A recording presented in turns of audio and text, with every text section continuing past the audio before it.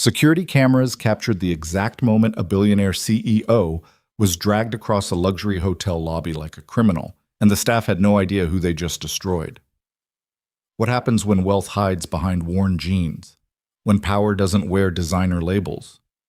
You're about to witness a single afternoon that ended careers, sparked a viral firestorm, and exposed the ugly truth about how we judge people before knowing their stories. Stay with me until the end. Hit that like button and drop a comment with your city so I can see how far this story travels across the world. The Chicago wind cut through the streets like broken glass that November afternoon, whipping trash against concrete and sending pedestrians ducking into doorways. Elena Brooks stood outside the Grand Meridian Hotel, staring up at its gleaming tower of steel and reflective windows that seemed to scrape the belly of gray clouds overhead. She'd been traveling for 19 hours straight, London to New York to Chicago. Her body ached in places she didn't know could ache. The oversized cardigan she wore, Mason's cardigan, actually, the navy one he'd left at her apartment 6 months ago, hung loose around her frame. Her jeans had a small rip near the left knee. Not the fashionable kind. The actual, these jeans are old and I should probably replace them kind. Her sneakers were worse. White canvas, now gray with age and stained with what might have been coffee from 3 weeks ago when she'd spilled her morning latte in the London office parking garage. Elena caught her reflection in the hotel's massive front windows, dark circles under her eyes, hair pulled back in a messy ponytail. No makeup except the faint smudge of mascara she'd applied yesterday morning in a different time zone. She looked, objectively, like hell, but she didn't care. Mason was inside. Her husband, the man she hadn't seen in 6 weeks while she'd been bouncing between board meetings in 3 different countries. The quiet, brilliant man who somehow understood that her empire of manufacturing plants and international contracts didn't define her any more than his hotel empire defined him. The doorman's eyes tracked her as she approached. Not welcoming eyes, assessing eyes. Elena had seen that look before, though usually directed at other people. The slight narrowing. The micro-expression that said, "Do you belong here?" She pushed through the rotating doors anyway. The Grand Meridian's lobby hit like a physical force. Marble floors polished to mirror brightness stretched 40 feet to a reception desk made of what looked like carved obsidian.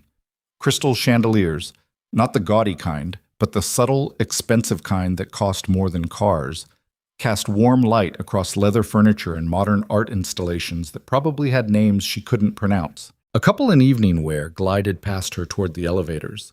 The woman's dress probably cost 5 figures. The man's watch definitely did. Elena's sneakers squeaked against the marble. The sound felt deafening. She approached the reception desk where a woman in her mid-30s stood typing at a computer.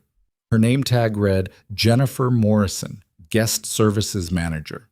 Her suit was immaculate. Her hair was immaculate. Her expression, as she glanced up at Elena, was considerably less immaculate. It was the kind of look you give a stray dog that wandered somewhere it shouldn't. "Can I help you?" Jennifer's voice had that particular quality, professionally neutral but with an undertone that suggested Elena should probably turn around and leave. "I need a keycard for the presidential suite," Elena said. Her voice came out rougher than intended. Exhaustion did that. Jennifer's perfectly shaped eyebrows lifted a fraction of an inch. "I'm sorry?" "The presidential suite. Ma'am, I'm going to stop you right there." Jennifer's smile was sharp enough to cut. "The presidential suite is currently occupied by the hotel owner. It's not available for booking." "I know it's occupied. I'm his wife." The words landed in the space between them like a stone dropping into still water. For exactly 3 seconds, Jennifer's expression didn't change. Then something shifted. Not belief. Something closer to pity mixed with annoyance. "I see." Jennifer's fingers steepled together on the desk. "Ma'am, we get this fairly regularly. People claiming connections to Mr. Reed. I understand you might be hoping—" "I'm not hoping anything. I'm stating a fact. My name is Elena Brooks. I'm Mason Reed's wife. I've been overseas on business, and I'm here to surprise him. If you could just call up to the suite and—" "Mr. Reed's wife," Jennifer interrupted, her voice dropping to a tone usually reserved for explaining things to children, "is a CEO, a very successful businesswoman. I've seen her photographs in business magazines." Elena felt something cold settle in her stomach. "Those photographs are usually from corporate events where I'm dressed professionally. Right now I've been traveling for... Right now you're asking me to believe that Mason Reed's wife shows up to a five-star hotel looking like... Jennifer's eyes traveled deliberately down Elena's outfit and back up. She didn't finish the sentence. She didn't need to. Looking like what? Elena heard her voice sharpen. Like someone who's been on 3 flights? Like someone who prioritizes comfort over impressing strangers? Looking, Jennifer said slowly, like someone who doesn't belong here. The lobby sound seemed to dim. Elena became acutely aware of other guests nearby. A businessman at the concierge desk had turned slightly, watching. 2 women on the leather couches had paused their conversation. Get Mason on the phone, Elena said quietly. Just call the suite. He'll confirm. I will not disturb Mr. Reed based on the claims of someone who walked in off the street. Jennifer's professional mask was slipping now, revealing something uglier underneath. We have protocols to protect our high-profile guests from exactly this kind of situation. This kind of situation? I'm his wife. So you say. Jennifer reached for her phone. Not the desk phone. Her personal cell. Marco? Yeah, it's Jennifer at the front desk. I need security in the lobby. We have a situation. Elena's exhaustion evaporated, replaced by disbelief. You're calling security? Are you serious right now? Ma'am, I need you to stay calm. I am calm. I'm trying to get to my husband's room. Why is that? Because this is clearly some kind of scam. Jennifer's voice rose slightly. The businessman at the concierge desk was definitely watching now. So were the 2 women, and the couple waiting for the elevator. You're claiming to be Elena Brooks, but Elena Brooks wouldn't show up here dressed like... She gestured vaguely at Elena's entire existence. That. Heat flooded Elena's face. Not embarrassment. Anger. Pure, white-hot anger that started in her chest and spread outward until her hands shook. My clothing doesn't determine who I am. In a hotel like this? Actually, it kind of does. 2 security guards emerged from a side hallway. Both men, both built like they'd chosen their careers specifically because they enjoyed the physical aspects. The first one, name tag reading Derek, approached with his hand resting casually on the radio clipped to his belt. What's the problem, Jennifer? This woman is claiming to be Mr. Reed's wife. She's demanding access to the presidential suite. Derek's eyes moved to Elena. The assessment was instant and dismissive. Ma'am, I'm going to have to ask you to leave the premises. I'm not leaving. I'm a guest here. Well, more than a guest, You're trespassing, Derek interrupted. That's what you are. Call Mason. Just pick up a phone and call him. He'll tell you exactly who I am. We're not disturbing hotel guests based on the demands of someone who's clearly trying to run some kind of con. The second guard, younger, tag-reading Mike, moved to Elena's other side. Not touching her yet, but close, uncomfortably close. Elena took a step back and found her path blocked by a large potted plant. This is insane. You're treating me like a criminal for trying to see my own husband. Your husband, Jennifer said from behind the desk, her voice dripping with skepticism. Right, tell me, Mrs. Reed, what's Mason's daughter's name? Sophia. She's 7 years old. She has his eyes and her mother's smile, and she's obsessed with marine biology right now. Last week, she made him watch a 3-hour documentary about octopuses. The specificity seemed to give Jennifer pause, but only for a second. Anyone could know that from social media. He doesn't post about her on social media. He's protective of her privacy because she lost her mother, and he doesn't want photographers following her around. Elena heard her voice crack slightly. Why am I explaining this to you? Just call him. Last chance, Derek said. Leave voluntarily or we remove you. I want to speak to your manager. I am the manager, Jennifer said coldly, and I'm telling you to leave. Elena pulled her phone from her cardigan pocket. Fine, I'll call him myself. Derek's hand shot out and grabbed her wrist. Not gently. No phones, you're leaving now. Get your hand off me. Elena tried to jerk away, but his grip tightened. Derek, Mike, please escort this woman out of the hotel. Jennifer had her phone up now, recording. For our records. Elena's mind reeled. This couldn't be happening. She was Elena Brooks. She ran a manufacturing empire with operations in 14 countries. She'd negotiated contracts with Fortune 500 companies. She'd been featured in Forbes and Bloomberg, in the Wall Street Journal, and she was being thrown out of her husband's hotel because she wore the wrong clothes. Mike grabbed her other arm. Together, the two guards started walking her backward toward the entrance. "Stop," Elena said. Then louder, "Stop! Let go of me!" The lobby had gone quiet. Every guest was watching now. Some had their phones out. A woman in a designer pantsuit whispered something to her companion, both of them staring. "I'm Elena Brooks," Elena's voice echoed off the marble. "I'm a CEO. I'm Mason Reed's wife. You can't just—" "Sure you are, lady." Derek's breath was hot against her ear. "And I'm the president." They dragged her past the concierge desk, past the leather couches where the two women had stopped even pretending not to stare, past a family with small children whose mother pulled them aside as if Elena was dangerous. Her sneaker caught on the marble and she stumbled. The guards didn't slow down. One of her arms twisted at an angle that sent pain shooting through her shoulder.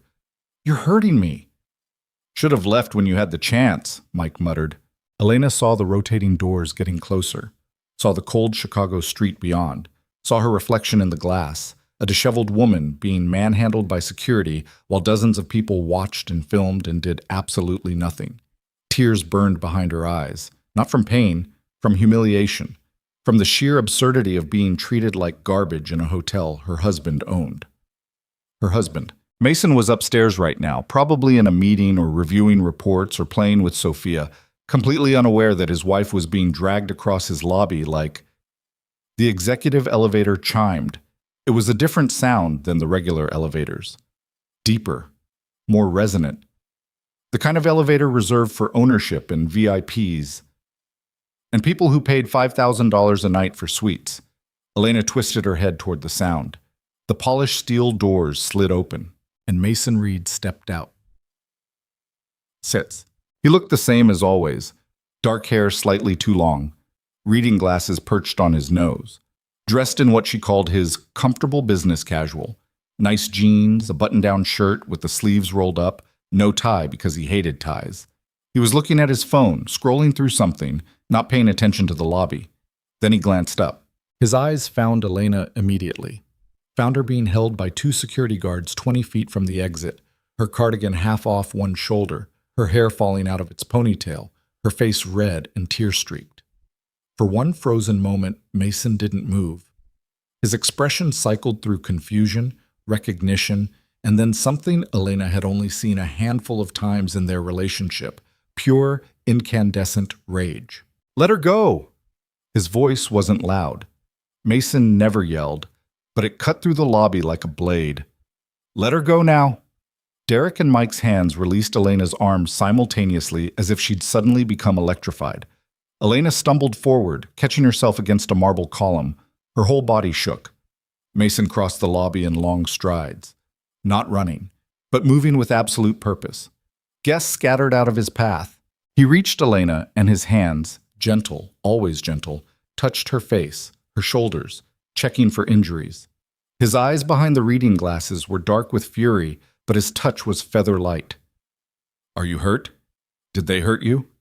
Elena couldn't speak. The tears she'd been fighting broke free, and she collapsed against his chest, her fingers clutching his shirt. "I tried to tell them," she whispered. "I told them who I was." Mason's arms wrapped around her. One hand cradled the back of her head. She felt his chest rise and fall with carefully controlled breathing. Then he lifted his head and looked at the lobby. Every employee within sight suddenly found somewhere else to look, except Jennifer, still behind the reception desk, her face gone white as printer paper.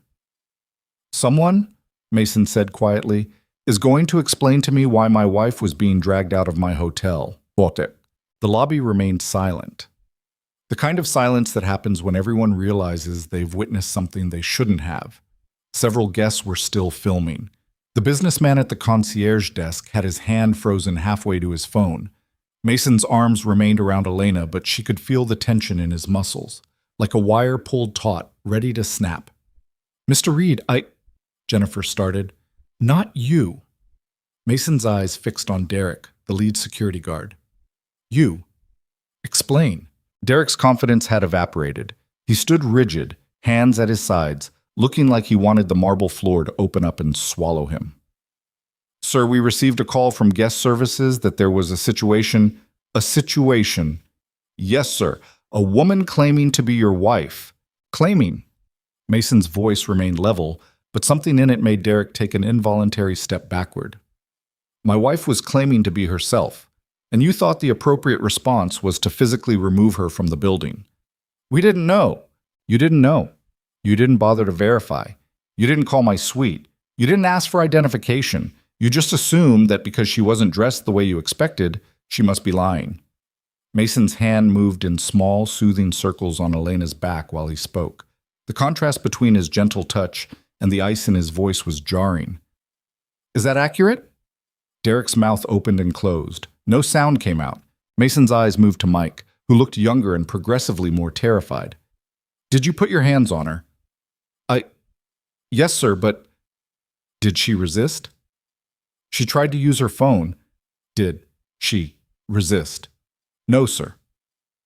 So you and your colleague grabbed a woman who posed no physical threat, who was simply trying to contact her husband, and you dragged her across this lobby while she told you exactly who she was. Mason's jaw clenched. Is that an accurate summary? Mike stared at his shoes. Mason looked past them to Jennifer. And you? You called security. Jennifer's professional composure had cracked completely. Mr. Reed, I sincerely apologize. I had no idea. You had no idea because you didn't bother to find out. Mason's voice cut through her apology like it wasn't there. You looked at my wife and decided she wasn't dressed appropriately for this hotel. You decided that her appearance was more important than her words. You decided that your judgment of her clothing mattered more than basic human decency. I was trying to protect you from my own wife? From a woman who's been traveling for 19 hours to surprise me? From someone who has every right to be here? Mason's hand trembled slightly against Elena's back. She felt him force it to stillness. What exactly were you protecting me from, Jennifer? Jennifer's mouth worked soundlessly. Elena pulled back slightly from Mason's chest, enough to see his face. His expression was controlled, but she knew him. Knew the muscle jumping in his jaw, knew the way his breathing had gone shallow, knew that he was holding himself together by sheer force of will. Mason, she said softly, it's okay. I'm okay. It's not okay. His eyes met hers. None of this is okay. A new voice interrupted from across the lobby. Mr. Reed, sir, I came as soon as I heard. Elena turned to see a man in an expensive suit hurrying toward them. Mid-50s, graying hair, expensive watch. The kind of person who looked important because they were. Richard, Mason said flatly, how nice of you to join us. Richard, presumably someone senior in hotel management, took in the scene.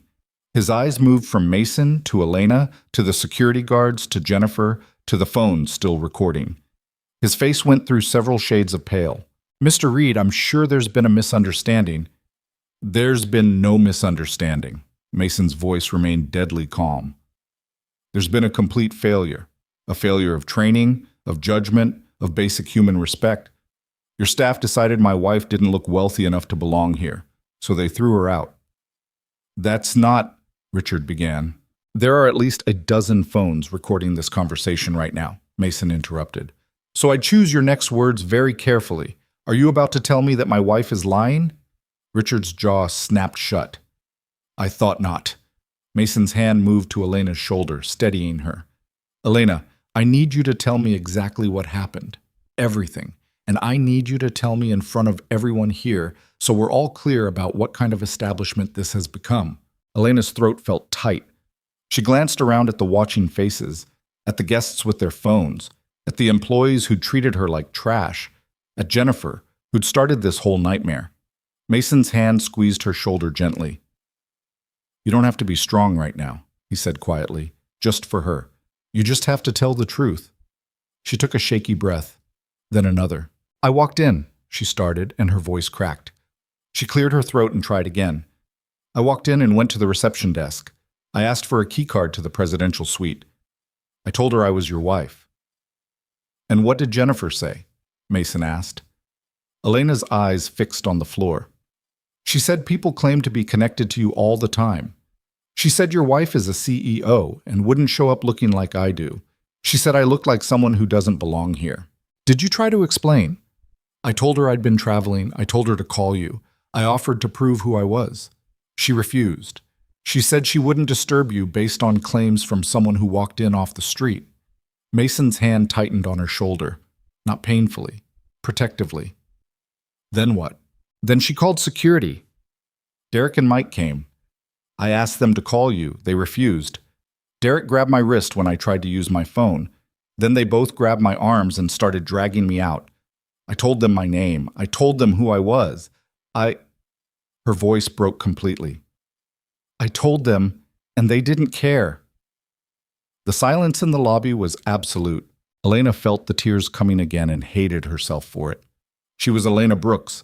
She'd faced down hostile board members and aggressive competitors and politicians trying to shut down her factories. She didn't cry in public. But right now, wrapped in an old cardigan, with bruises forming on her wrists where security had grabbed her, in front of dozens of strangers who'd watched her humiliation, she couldn't stop. Mason pulled her against his chest again. His hand cupped the back of her head. When he spoke again, his voice was different, colder. The kind of cold that came from fury so deep it burned. Richard, I want the security footage from the past 30 minutes. I want it pulled and saved to a secure drive. I want every angle. Sir, I'm not sure that wasn't a request. Mason's eyes lifted to Richard. That was an instruction. Get me the footage. Now. Richard practically ran toward the back offices. Mason's gaze swept the lobby. Everyone who is not a guest, go about your business. This doesn't concern you. His eyes fixed on the guests with their phones out. Those of you recording, I won't stop you. But understand that you're witnessing the consequences of judging people based on appearance. I hope the views are worth participating in someone's humiliation. A few phones lowered. Not all, but a few. Elena felt Mason's hand trembling again against her head, felt the deep breath he took and released slowly. Derek, Mike, you're done, he said quietly. Security badges on the desk. You're fired, effective immediately. Mr. Reed, please, Derek started. You put your hands on my wife. You dragged her across this lobby while she begged you to stop. You treated her like a criminal for the crime of not looking the way you expected. Mason's voice remained level, perfectly controlled. You're not just done here. I'm making sure every hotel in this city knows exactly why you were terminated. Now get out. Derek's face flushed red. For a moment, Elena thought he might argue. Then something in Mason's expression must have convinced him that would be a very bad idea. He unclipped his security badge and practically threw it onto the reception desk before stalking toward the exit. Mike followed wordlessly, his face pale. Mason's eyes moved to Jennifer. She was already crying, mascara running, hands shaking. I'm sorry, she whispered. I'm so sorry. I didn't know. You didn't know because you didn't want to know. Mason's words were surgical. You saw someone who didn't meet your standards of what wealth looks like, and you decided they weren't worth your respect. That tells me everything I need to know about your character. Please, Mr. Reed, I have a daughter. I need this job. My wife needed basic human decency. She didn't get it. Mason's jaw clenched. Pack your things. You're done. Jennifer's face crumpled. She made a sound somewhere between a sob and a gasp. Elena felt a twist in her chest. Despite everything, despite the humiliation, the cruel words, the mockery, watching someone lose their livelihood felt wrong. She pulled back from Mason slightly. Mason, don't, he said softly, reading her expression. Don't ask me to excuse this. I'm not, but she mocked you. She treated you like garbage. She called security to remove you like you were a threat. His eyes held hers. If she did this to you, how many other people has she treated the same way? People who don't have the power to defend themselves?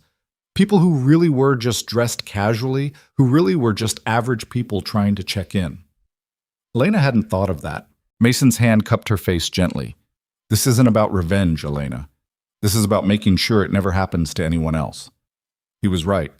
She knew he was right, but it still felt heavy. Richard returned with a laptop, his hands shaking slightly as he set it up on the reception desk. The screen flickered to life, showing 4 different camera angles of the lobby. The last 30 minutes, sir, Richard said. All angles. Mason kept one arm around Elena as he leaned toward the screen. His finger moved the timeline cursor backward. Elena watched herself walk into the lobby on screen, watched herself approach Jennifer. Even from the camera angle, she could see the judgment in Jennifer's expression. Mason's jaw clenched tighter with each passing second. They watched Jennifer pick up her phone to call security, watched Derek and Mike approach, watched the conversation escalate. Then the part where Derek grabbed Elena's wrist. Mason's hand tightened on Elena's shoulder. She felt him go rigid beside her. On screen, the two guards grabbed both of Elena's arms, started walking her backward. Her mouth moved. They couldn't hear audio, but Elena remembered exactly what she'd been saying. "I'm Elena Brooks. I'm Mason Reed's wife. You can't just..." And Derek's visible response, "Sure you are, lady." Mason's breathing had gone shallow. They watched Elena stumble, watched her face contort in pain as her arm twisted, watched guests stand by and film, watched a bellboy, young kid, couldn't be more than 20, actually laugh as Elena's purse fell from her shoulder and spilled its contents across the marble. That bellboy was standing near the concierge desk right now, his face progressively draining of color as he realized he was on camera. Mason stopped the video. His hand remained on the laptop trackpad, but he didn't move. The lobby was silent. "There are several things wrong with what we just watched," Mason said finally. His voice was soft, almost conversational, which somehow made it more terrifying. "Jennifer, you made a judgment call based purely on appearance. That's strike one. You refused to verify the information you were given. Strike two, you called security instead of simply making a phone call that would have resolved everything. Strike three." He looked up from the screen. "Derek and Mike, you escalated to physical force without attempting any de-escalation. You grabbed a woman who posed no threat. You caused her physical pain, yes. I saw her face when you twisted her arm. You mocked her while doing it. 3 more strikes." His eyes found the bellboy. "And you, laughing, actively enjoying someone's humiliation." Mason's voice went quieter. "What's your name?" Tyler, sir." "Tyler, you're 19? 20? 21, sir." "Old enough to know better." Mason straightened. "Badge, now." Tyler's face crumpled. "Please, Did you think it was funny? When you laughed?" "No, You did in the moment. I saw you." Mason's expression remained neutral. "I wonder if you'll find it funny when you're explaining to your next potential employer why you were fired." Tyler unclipped his badge with shaking hands and set it on the desk. Elena watched him walk toward the exit, shoulders hunched, and felt that same twist in her chest. But she also remembered the sound of his laughter, remembered how that felt, hearing someone find amusement in her pain. Maybe Mason was right. Maybe this was about more than just her. "Richard," Mason said, "I want a full audit of every employee in this hotel. Everyone. I want to know who else witnessed this and did nothing. I want to know what training protocols we have in place that allowed this to happen. And I want recommendations for a complete overhaul of how we handle guest services." "Yes, sir." "Absolutely, sir. I also want every guest who was in this lobby during the incident contacted. Personal apologies from senior management. Full refunds for their stays. This hotel's reputation just took a hit because my staff decided to judge my wife based on her genes." "Of course, sir." Mason's hand moved to the small of Elena's back. "Come on, let's get you upstairs." Elena let him guide her toward the executive elevator. Her legs felt shaky. The adrenaline that had been keeping her upright was fading, leaving exhaustion in its wake. As the elevator doors started to close, she caught a last glimpse of the lobby. Guests whispering, employees looking shell-shocked. Jennifer sitting on one of the leather couches, face in her hands, shoulders shaking with sobs. The doors sealed shut. The elevator began its smooth ascent. And Elena finally let herself completely fall apart. The elevator ascended in silence, broken only by the soft mechanical hum and Elena's ragged breathing. She'd started crying the moment the doors closed and now couldn't seem to stop. Big, ugly sobs that shook her whole body. The kind of crying that came from somewhere deeper than embarrassment or anger. Mason didn't say anything, just held her, one hand steady against her back, the other cradling her head against his chest. His heart beat fast beneath her ear, faster than normal. He was still furious, she realized, still holding it together by sheer force of will because she needed him to. The elevator chimed. 68th floor. The doors opened directly into the presidential suite's private foyer. Marble floors gave way to hardwood. Floor-to-ceiling windows offered a view of Chicago, stretching out in every direction, gray sky pressing down on gray buildings. Elena barely registered any of it. Mason guided her through the foyer into the main living area. Huge space, furniture that probably cost more than most people's cars. Art on the walls. None of it mattered. "Sit," Mason said gently, steering her toward a leather couch. Elena sat, or collapsed, hard to tell the difference. Mason disappeared into another room and returned 30 seconds later with a glass of water and a box of tissues. He set both on the coffee table and sat beside her, close enough that their knees touched. Elena grabbed a handful of tissues and pressed them against her face. Her hands were shaking. Everything was shaking. "I'm sorry," she said through the tissues. "I'm sorry, I shouldn't be—" "Don't." Mason's hand found hers. "Don't apologize for having a completely normal reaction to being assaulted. They didn't assault me, they grabbed you.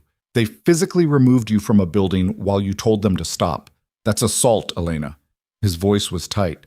"The fact that they were security guards doesn't make it legal." Elena lowered the tissues. Her face felt hot and swollen. "I told them who I was. I told them, and they laughed." Mason's jaw clenched. The muscle jumped again. "I know. That woman, Jennifer, she looked at me like I was garbage, like I was trying to scam the hotel, like I was—" Elena's voice broke again. "I run a company with 4,000 employees. I've closed deals worth hundreds of millions of dollars. And she treated me like I was nothing because I wore old jeans." "I know," Mason said again. His hand squeezed hers. "I know. And I'm so goddamn sorry. It's not your fault. It's my hotel, my staff, my responsibility." His free hand ran through his hair, making it stand up at odd angles. "I hired those people. I trusted them to represent what this company is supposed to be about." Elena wiped at her eyes. The tissues were already soaked. She reached for more. "What is it supposed to be about?" "Not that."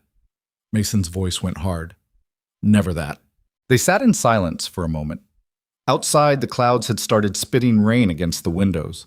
The sound was almost soothing, almost enough to drown out the memory of laughter in the lobby. Almost. "Where's Sophia?" Elena asked, suddenly realizing the suite was quiet. Too quiet for a 7-year-old to be present. "Playdate with a friend from school. Won't be back until 6. Mason glanced at his watch. 3 hours from now. "Good. I don't want her to see me like this." "Elena, she's seen you cry before." "Not like this." Elena looked down at her hands, at her wrists where faint red marks were already darkening to bruises. "Not because someone treated me like I was worthless." Mason's eyes followed hers to the bruises. Something dangerous flashed across his face. "I should have fired them slower," he said quietly. "Should have made them understand exactly what they did wrong before I threw them out." "You fired 3 people in under 10 minutes. I think they understood." "Did they?" Mason's hand moved to her wrist, his thumb hovering just above the bruise without touching it. "Or did they just understand they got caught?" Elena didn't have an answer for that. Her phone buzzed from somewhere in her cardigan pocket. Then again. Then 3 more times in rapid succession. She pulled it out. The screen was cracked. Must have happened when her purse hit the floor, but still functional. Notifications crowded the lock screen. Text from her assistant, Sarah. "Elena, are you okay? I just saw a video." Text from her brother, Marcus. "What the hell happened? Call me." Text from her CFO. Janet. "Just saw Twitter. Do you need anything?" And emails. So many emails flooding in that her phone couldn't keep up with the notifications. "What?" Elena unlocked her phone and opened Twitter. Her face stared back at her from a dozen different videos, all posted within the last 20 minutes. Some from guests in the lobby, some from farther away. Different angles of the same nightmare. The top trending topic in Chicago, #Grand Meridian Scandal. "Oh no," Elena whispered. Mason leaned closer to see the screen. His expression went from concerned to thunderous in about 2 seconds. The most popular video had been posted by someone named at Chicago travel blogger with the caption, "Just witnessed. Security at the Grand Meridian Hotel literally dragging a woman out for not looking rich enough. She claimed to be the owner's wife. Turns out she was. This is absolutely disgusting. thread below. The video showed everything. Elena approaching the desk, the conversation with Jennifer, no audio, but the body language said enough. Security arriving. The moment Derek grabbed her wrist. 34,000 retweets, 62,000 likes. The numbers kept climbing as Elena watched. The thread continued with more videos. Different angles. Close-ups. One particularly clear shot showed Elena's face as the guards dragged her backward, the exact moment she'd realized no one was going to help her. Elena felt sick. "Don't read the comments," Mason said. She read the comments. Most were supportive. "This is horrifying. Sue them. How do these people sleep at night? Class discrimination is real, and this proves it." But others, "If she's really a CEO, why would she dress like that? Something seems off about this story. Rich people love playing victim, probably staged for attention." "Elena, stop." Mason gently took the phone from her hands. "You're torturing yourself. They think I'm lying. They think this was staged. A handful of idiots on Twitter think that. The vast majority see exactly what happened." He set her phone on the coffee table, screen down. "And even if they didn't, even if the whole internet thought you were lying, you know the truth. I know the truth. That's what matters." Elena wanted to believe him, but the sick feeling in her stomach wouldn't go away. "This is going to be everywhere by tonight," she said. "Every news outlet, every gossip site. They're going to dig into our lives, into Sophia's life. They're going to Hey!" Mason's hands framed her face, forcing her to look at him. "Breathe. Just breathe for a second." Elena tried. Her breath hitched. "We'll handle it," Mason said. "Whatever comes, we handle it together. That's what we do. I came here to surprise you, to spend time with you, and instead Her voice broke again. "I ruined everything." "You didn't ruin anything. You walked into my hotel like you had every right to, because you do, and my staff failed you. That's on them. That's on me. Not you. Never you." The rain picked up outside, pelting the windows harder. The gray afternoon was getting darker, like the sky was matching the mood. Elena's phone buzzed again. Mason flipped it over to see the screen. "Your publicist," he said. "Diane." "I don't want to talk to her right now. She's probably trying to help." "I know, Elena slumped back against the couch. "I can't. Not yet."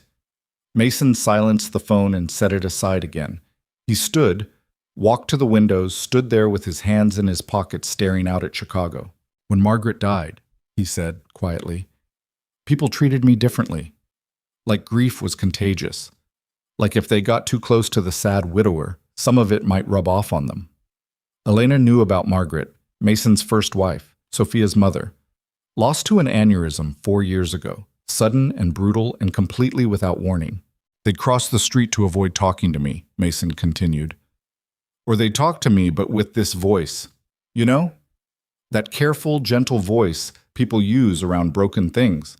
Like I might shatter if they spoke normally." He turned from the window. "The worst were the ones who judged me for how I grieved, for working too much or not working enough, for smiling at Sophia's kindergarten graduation or crying at the grocery store. There was no right way to be sad in public." "Mason." "My point is, people are going to judge you no matter what you do. You could have walked into that lobby in a ball gown and someone would have found something to criticize. You could have handled this whole thing differently, been angrier, been calmer, been anything, and someone would still say you were wrong." He moved back to the couch, sat down beside her. "So screw what anyone thinks. You're not performing your trauma for Twitter's approval." Elena felt tears threatening again, but pushed them back. She'd cried enough for one day. "How are you so calm about this?" she asked. Mason's laugh was bitter. "I'm not calm. I'm about 10 seconds away from going back downstairs and firing everyone who stood in that lobby and did nothing. I want to find Derek and Mike and—" He stopped himself, took a breath. "But you need me functional right now, so I'm compartmentalizing. That's not healthy. Neither is what just happened to you." "Fair point." Elena's stomach growled suddenly, loud in the quiet suite. She couldn't remember the last time she'd eaten. The plane?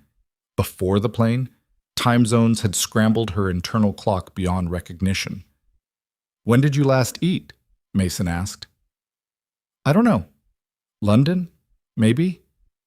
"Elena, that was yesterday." "Was it? I honestly can't tell anymore." She rubbed her eyes. Everything's blurry. Mason stood. Stay here. I'm ordering food. I'm not hungry. Your stomach just argued otherwise. He pulled out his phone. What do you want? I don't care. Elena. Fine. Something with carbs. I don't know. Whatever. Mason made a call to what sounded like room service. Elena heard him order half the menu in the kind of voice that suggested he knew the person on the other end and wasn't taking no for an answer. When he hung up, he sat back down and wrapped an arm around her shoulders. Elena let herself lean against him, let herself stop holding it together for a few minutes. I keep thinking about Jennifer, she said after a while. She was crying when we left. She has a daughter. I know. I feel bad about that. You shouldn't. But I do. Elena shifted to look at him. What if she can't find another job? What if... Then she'll learn a very expensive lesson about treating people with basic respect. Mason's voice was firm.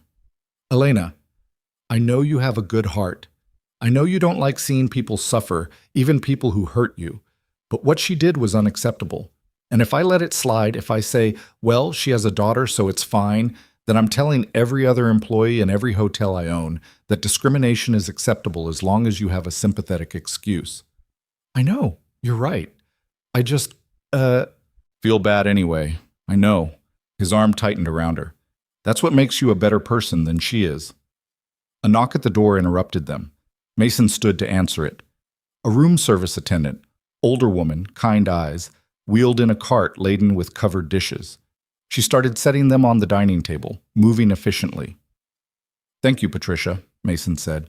Of course, Mr. Reed. Patricia glanced at Elena, and something in her expression shifted. Recognition, maybe, or pity. Is there anything else you need, sir? No, this is perfect. Patricia nodded and turned to leave, then paused at the door.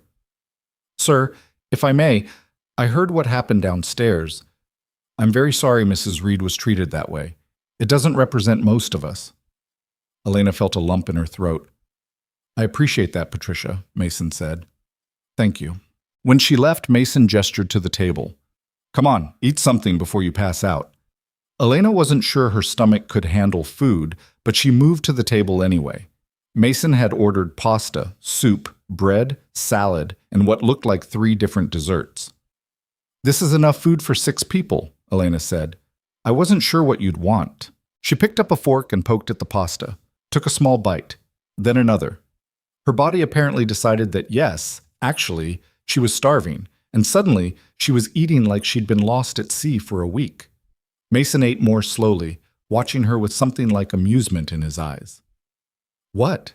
Elena said around a mouthful of linguine. Nothing. Just glad you're eating.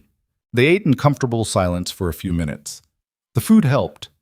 The sick feeling in Elena's stomach started to recede, replaced by the more manageable sensation of exhaustion. Her phone buzzed again, and again, and again. It's not going to stop, is it? She said. Probably not for a while. Mason set down his fork. Do you want me to handle it? I can call Diane, tell her to prepare a statement, deal with the media circus. What would the statement say? Whatever you want it to say. We can condemn the hotel's actions. We can talk about class discrimination. We can say nothing at all and let the videos speak for themselves. He paused. Or you can wait until you've had time to process this and decide what you want to say on your own terms. Elena considered. Part of her wanted to put out a statement immediately, control the narrative, shape the conversation. But a larger part just wanted to hide in this suite and pretend the outside world didn't exist. I don't know what I want, she admitted. I don't know if I want to make this into a big thing or just let it die down naturally. It's already a big thing, Mason said gently. The question is whether you want to participate in making it mean something or let other people define what it means. He had a point. Can I think about it? Elena asked. Of course. Take all the time you need. Her phone buzzed again. Elena glanced at the screen. Another text, this one from her board chairman. Elena, just saw the news. The board stands behind you. Let us know if you need anything. Then one from her oldest friend, Rachel. I'm getting on a plane. I'll be there in 4 hours. Don't argue with me. Then her mother. Sweetheart, call me when you can. Love you. The messages kept coming. Colleagues, friends, business contacts. Even a few competitors sent messages of support. It was overwhelming in a completely different way than the lobby had been. Everyone knows, Elena said quietly. Everyone in my industry, everyone I work with, everyone who's ever met me professionally, they all know I got dragged out of a hotel for wearing old jeans. They all know you were discriminated against, Mason corrected. There's a difference. Is there? All they'll remember is that I looked poor enough to be mistaken for a scammer. Mason set down his fork with more force than necessary. Elena, look at me. She did. You could have walked in there in a trash bag and you still deserve basic human respect. The problem isn't how you looked. The problem is how they treated you. Don't let their failure become your shame. Elena wanted to believe him. She did believe him, intellectually. But emotionally, some part of her still felt the hot burn of humiliation. Still heard Jennifer's voice. You look like someone who doesn't belong here. I know you're right, she said. I just need time to feel right. That's fair?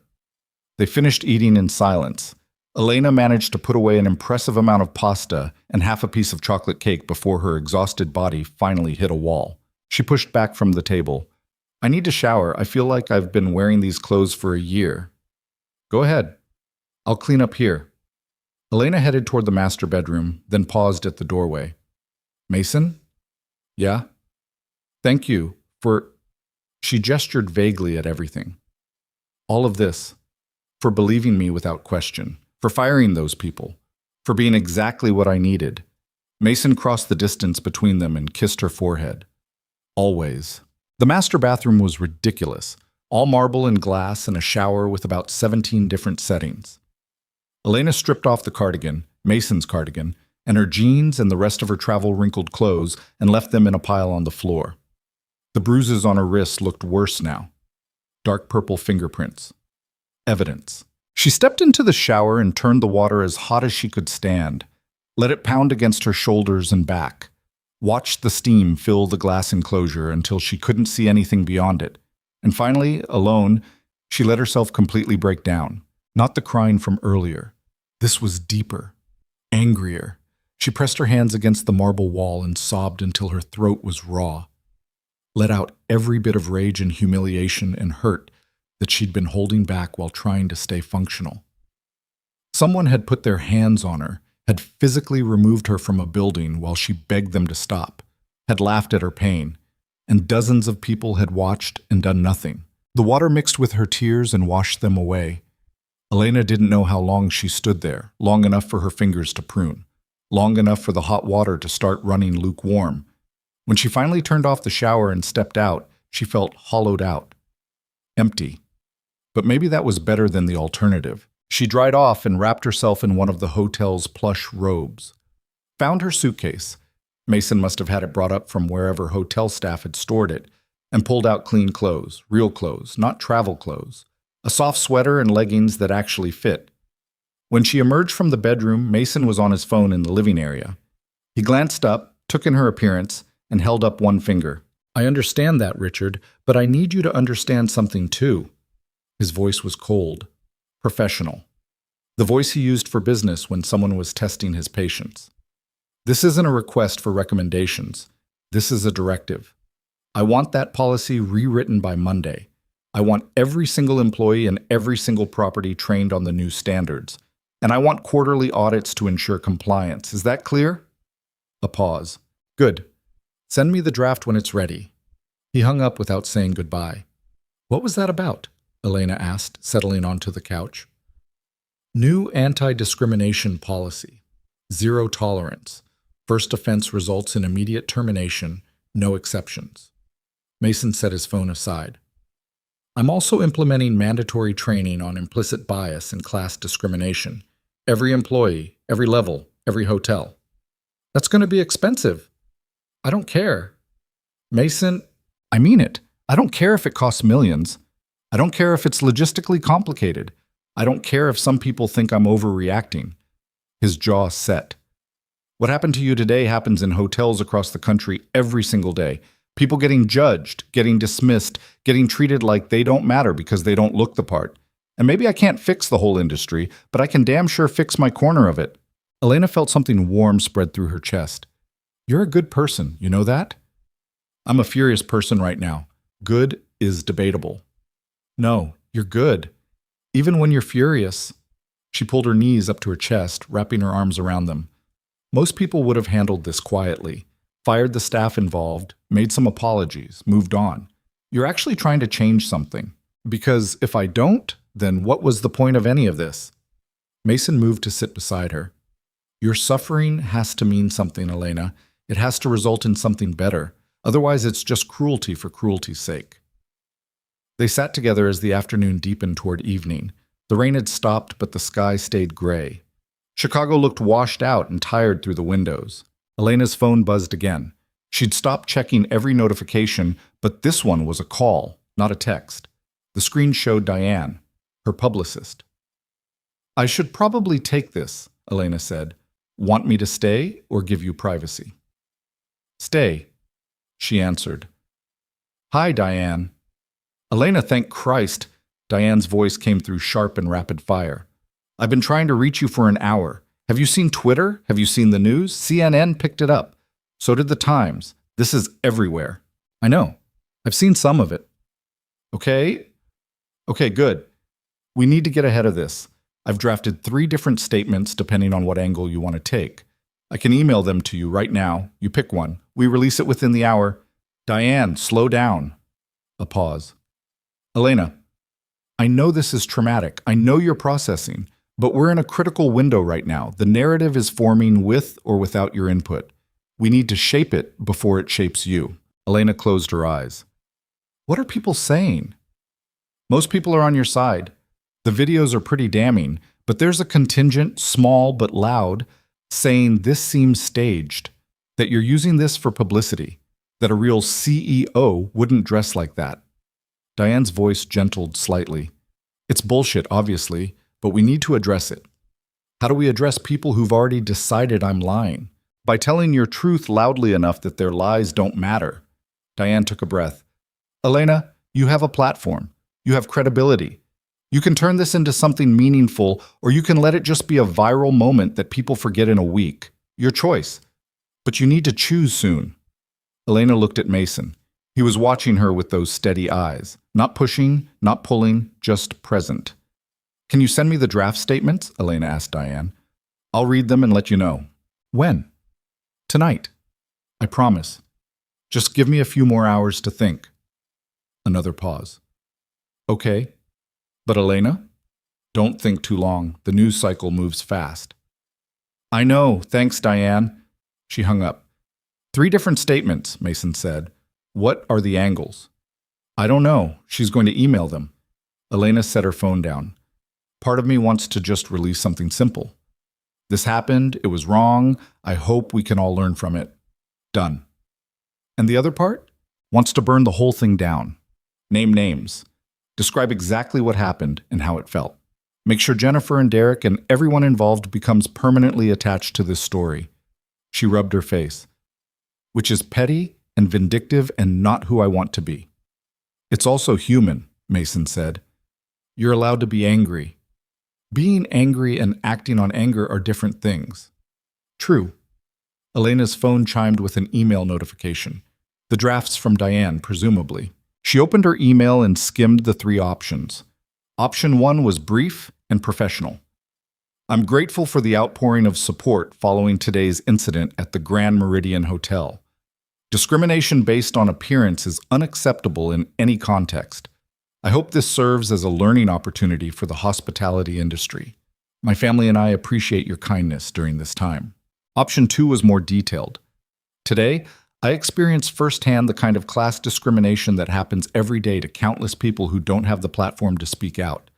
I was judged, dismissed, and physically removed from a building simply because I didn't look wealthy enough. This isn't about me. It's about a culture that values appearance over humanity. We can do better. We must do better. Option 3 was longer, more personal. It described the incident in detail, named the emotional impact, called out specific failures in the hotel's policies, and ended with a call to action for industry-wide change. Which one feels right? Mason asked. I don't know. Option 1 feels too dismissive. Option 3 feels too much like I'm making myself the story. Option 2 is somewhere in the middle, but also feels kind of generic. Elena set her phone down. Maybe I'm overthinking this. Or maybe you're not ready to make this decision yet, and that's okay. Diane said the narrative is forming without me. Let it. You can always join the conversation later. There's no rule that says you have to perform your trauma on Twitter's timeline. He took her hand. What do you actually want, Elena? Not what you think you should want. Not what makes the best statement. What do you right now actually need? Elena thought about it. I want to stop thinking about it for a few hours, she admitted. I want to be with you and Sophia and pretend today didn't happen. And then tomorrow or the day after, when I've had time to process, I'll figure out what I want to say. Then that's what we'll do. But Diane can wait. The news can wait. Twitter can definitely wait. Mason stood and pulled her to her feet. Come on. Sophia will be back soon and she's going to lose her mind when she sees you're here. Elena managed a small smile. I missed her. She missed you too. Drew you about 15 pictures. They're all of octopuses because, again, the documentary phase shows no signs of ending. That surprised a laugh out of Elena. An actual, genuine laugh. The first one since she'd walked into the lobby hours ago. It felt good. It felt like maybe, eventually, she'd be okay. Sophia came through the door like a small hurricane at exactly 6:03, her backpack trailing behind her, one shoe already off, talking before she'd even cleared the entryway. And then Marcus said that octopuses can't actually taste with their arms. But I told him he was wrong because I watched the whole documentary and they have chemoreceptors in their suckers, which means they can taste. And he said I was making it up, but I wasn't. And Miss Anderson said we were both right, kind of because, Elena! The 7-year-old spotted her stepmother and dropped everything. Backpack, remaining shoe, the drawing she'd been clutching. All of it hit the floor as Sophia launched herself across the living room. Elena barely had time to brace herself before 45 pounds of excited child collided with her midsection. You're here! You're actually here! Dad said you might come home early, but I thought he meant next week, and Sophia pulled back, her hands on Elena's face, studying her with those sharp eyes that missed nothing. Why do you look sad? Are you sick? Did something happen on the plane? Elena's throat tightened. Mason had moved to stand behind Sophia, and the look he gave Elena said, Your call. We can tell her or not. I'm fine, sweetie, Elena managed. Just tired from traveling. You know how airplanes are. Sophia's eyes narrowed. She had Mason's eyes, same color, same intensity, and right now they were boring into Elena like a lie detector. You were crying, Sophia said. Not a question, a statement. How do you... Your eyes are puffy, and your nose is red, and you do this thing with your mouth when you're trying not to cry where it gets all tight in the corners. Sophia demonstrated, scrunching her face up. Like that. Mason coughed to cover what might have been a laugh. Elena sighed. There was no point lying to Sophia. The kid was too observant by half. Okay, yes, I was crying earlier, but I'm okay now, I promise. Why were you crying? Something not very nice happened at the hotel, but your dad fixed it. What happened? Elena glanced at Mason again. He gave a small shrug that said, Still your call. How did you explain to a 7-year-old that adults could be cruel for no reason? That looking a certain way could make people treat you like you didn't matter? Some people at the hotel made a mistake, Elena said carefully. They didn't recognize me, and they were kind of rude about it. It hurt my feelings. Sophia processed this with the seriousness she applied to everything.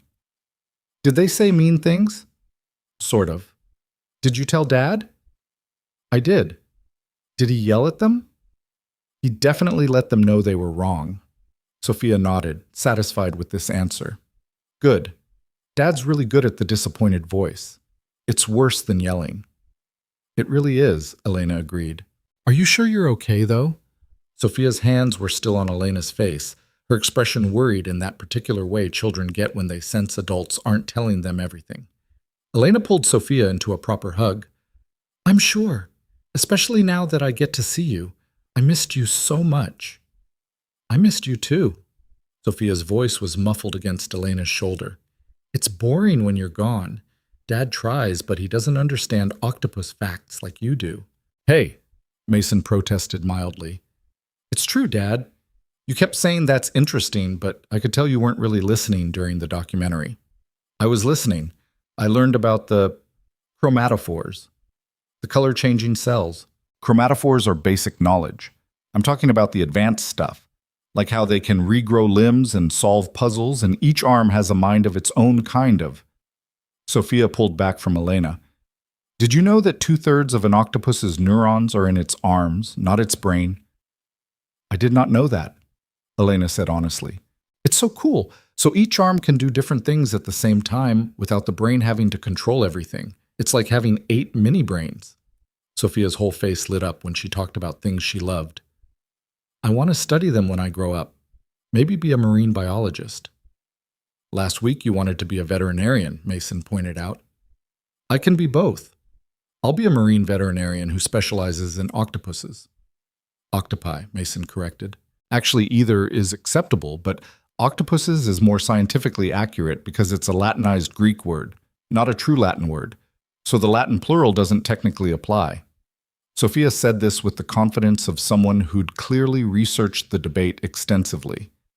Mason held up his hands in surrender. You win. Sophia grinned and turned back to Elena. I drew you pictures. Want to see?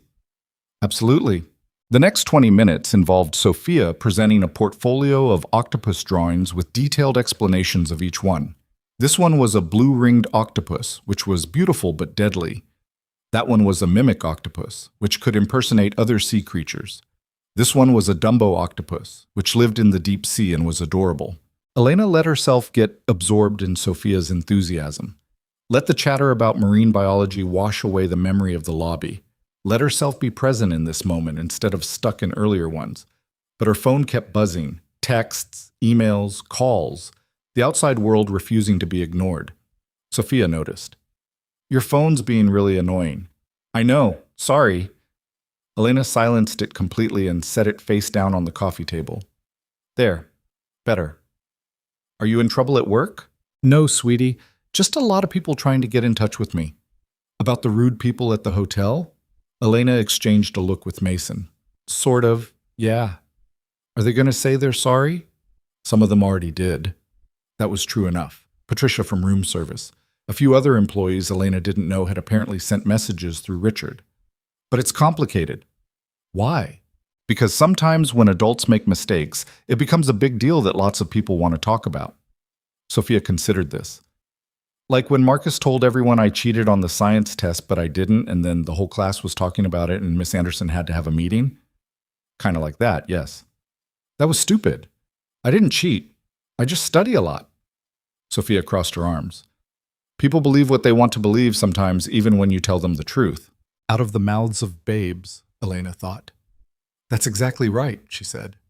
Well, I believe you, Sophia declared, and if anyone says you were wrong, I'll tell them they're stupid. Please don't call people stupid, Mason said. Fine. I'll tell them they're factually incorrect and should reconsider their position based on available evidence. Mason rubbed his temples. I've created a monster. You've created a very smart kid, Elena corrected.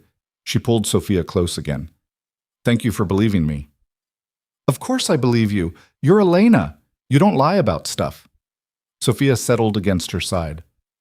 Hey, can we watch the documentary again? The one about cephalopods? There's a part about cuttlefish you haven't seen yet. Elena's exhausted brain rebelled at the thought of a 3-hour nature documentary, but one look at Sophia's hopeful face and she caved immediately. Sure, why not? Mason caught her eye and mouthed, You don't have to.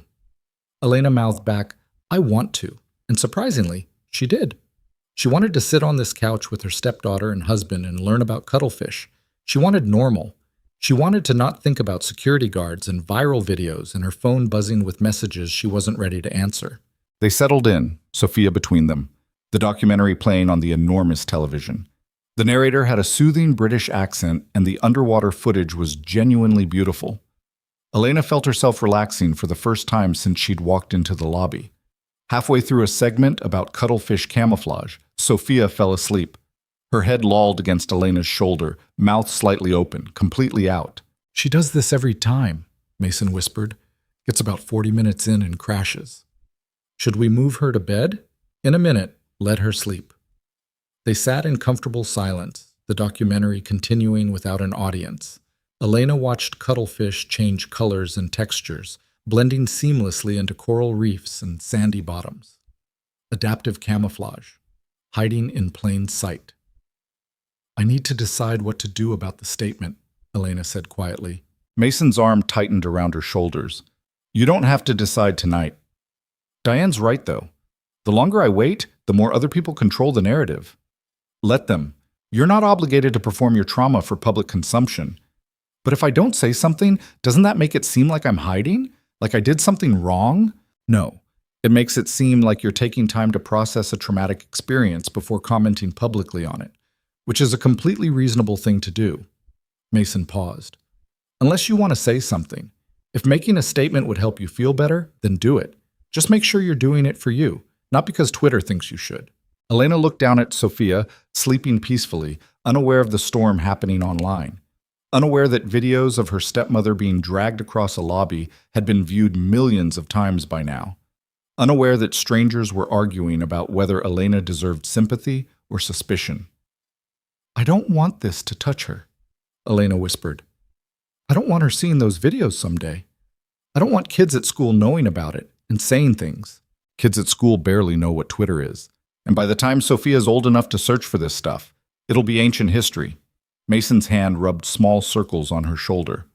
The internet has the attention span of a goldfish. This feels huge right now, but in a week there'll be a new scandal, and everyone will move on. You really believe that? I've seen it happen a dozen times. Remember when that tech CEO got caught lying about his credentials? Huge scandal, covered everywhere. 2 weeks later, no one cared. He shifted slightly, careful not to disturb Sophia. This will pass. The question is how much of yourself you want to give to it while it's passing. Elena's phone lit up on the coffee table, even though it was silenced. Another notification, another message, another person wanting a piece of her story. I think I want to say something, she said slowly. Not tonight, but soon. I want to make sure what happened to me means something, that it changes something. Okay, then we'll work on it together. Figure out what you want to say and how you want to say it. You don't have to, I want to. This happened at my hotel. I have skin in this game too. They sat together watching cuttlefish hunt, Sophia's soft breathing the only sound besides the narrator's voice.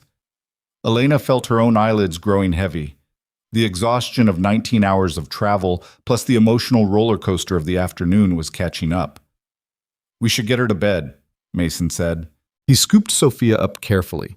She stirred slightly, mumbling something about tentacles, then settled against his chest.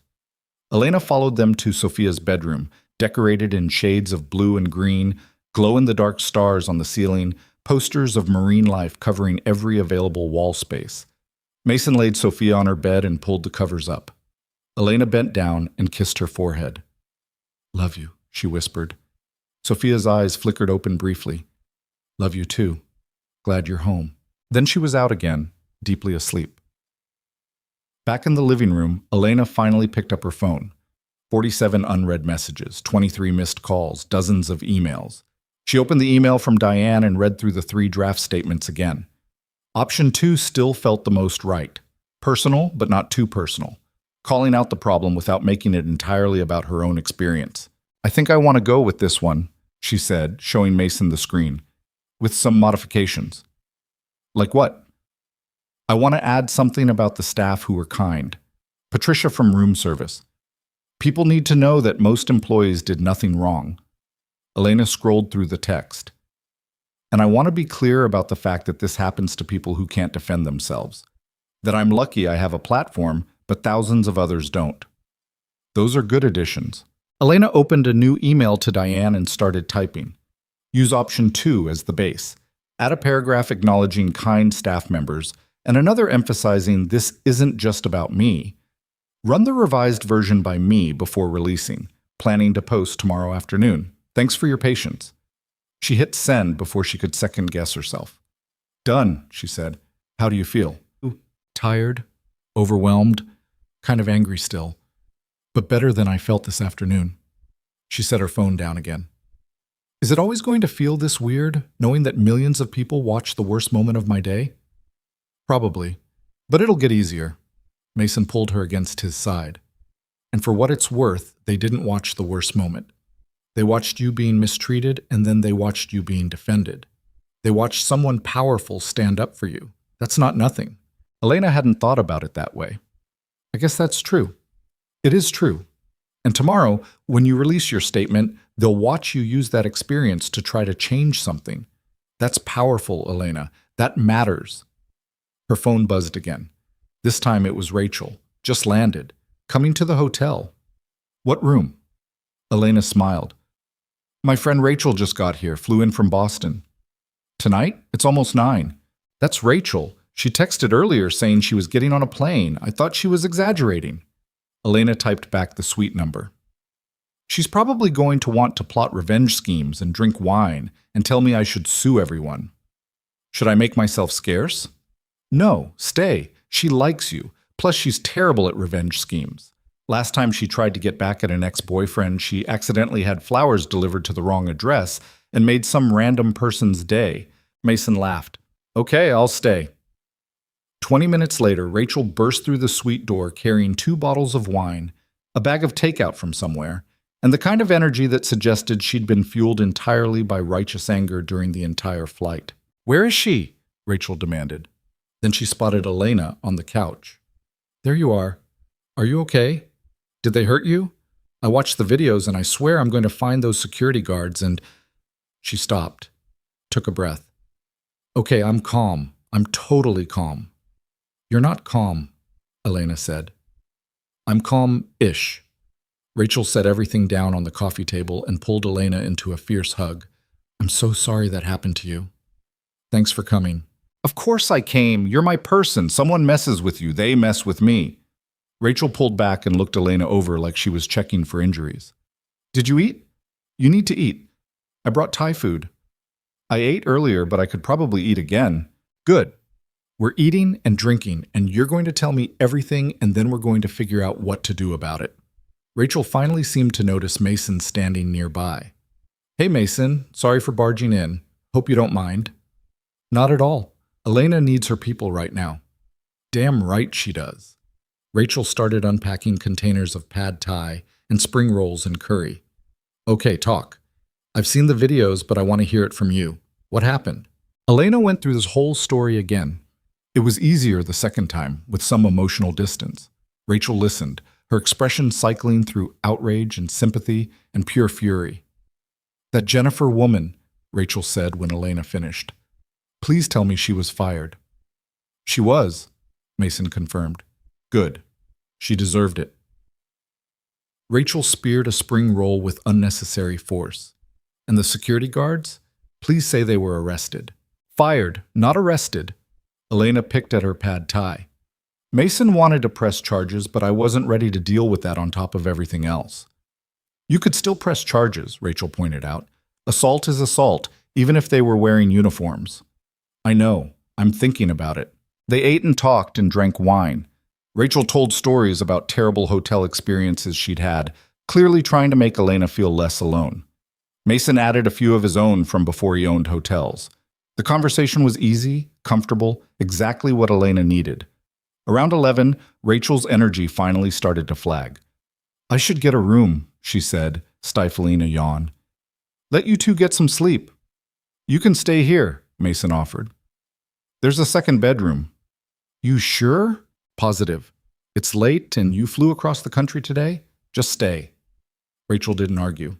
She disappeared into the guest room and emerged 5 minutes later in borrowed pajamas, her hair in a messy bun. This place is ridiculous, by the way, she said. The guest bathroom has heated floors. Heated floors. I didn't design it, Mason said. I know, but still. Heated floors. Wild. She hugged Elena goodnight and disappeared back into the guest room. Elena and Mason got ready for bed in comfortable silence. She brushed her teeth, washed her face, changed into actual pajamas instead of just the robe. When she finally climbed into bed, her body practically melted into the mattress. Every muscle ached, every bone felt heavy. Mason slid in beside her and pulled her close. Tomorrow's going to be better, he said quietly. You can't know that. I can hope it. His hand found hers under the covers. And either way, we'll face it together. Elena wanted to say something meaningful, something about how grateful she was for him, for Sophia, for Rachel showing up without being asked. But exhaustion was pulling her under and words felt too hard. "Love you," she managed. "Love you too." She was asleep within minutes. Her dreams were fragmented. The lobby, Jennifer's face, Derek's hand on her wrist, dozens of phones pointed at her, Sophia asking why she looked sad. The dreams cycled and repeated, never quite tipping into nightmare territory, but never comfortable either. She woke once around 3 in the morning, disoriented and breathing hard. Mason was there immediately, his hand on her back. "Just a dream," he murmured. "You're safe. Go back to sleep." She did. When she woke again, gray morning light filtered through the windows. Mason was already up, dressed in running clothes, tying his shoes. "Morning," he said quietly. "Didn't want to wake you." "What time is it?" 6:30. "I was going to hit the hotel gym, but I can stay if you need me." "No, go. I'm fine." Elena sat up, pushing hair out of her face. "Is Rachel up?" "I heard the shower running in the guest room, so probably." Elena's phone sat on the nightstand, still face down where she'd left it last night. She picked it up and braced herself. 82 new notifications. Most were supportive messages. A few were media requests for interviews. One was from Diane with the revised statement for Elena to approve. Elena opened it and read through the changes. Diane had incorporated her suggestions perfectly, adding warmth and specificity without making the statement too long. It felt right. "Okay," Elena said to the empty room. "Let's do this."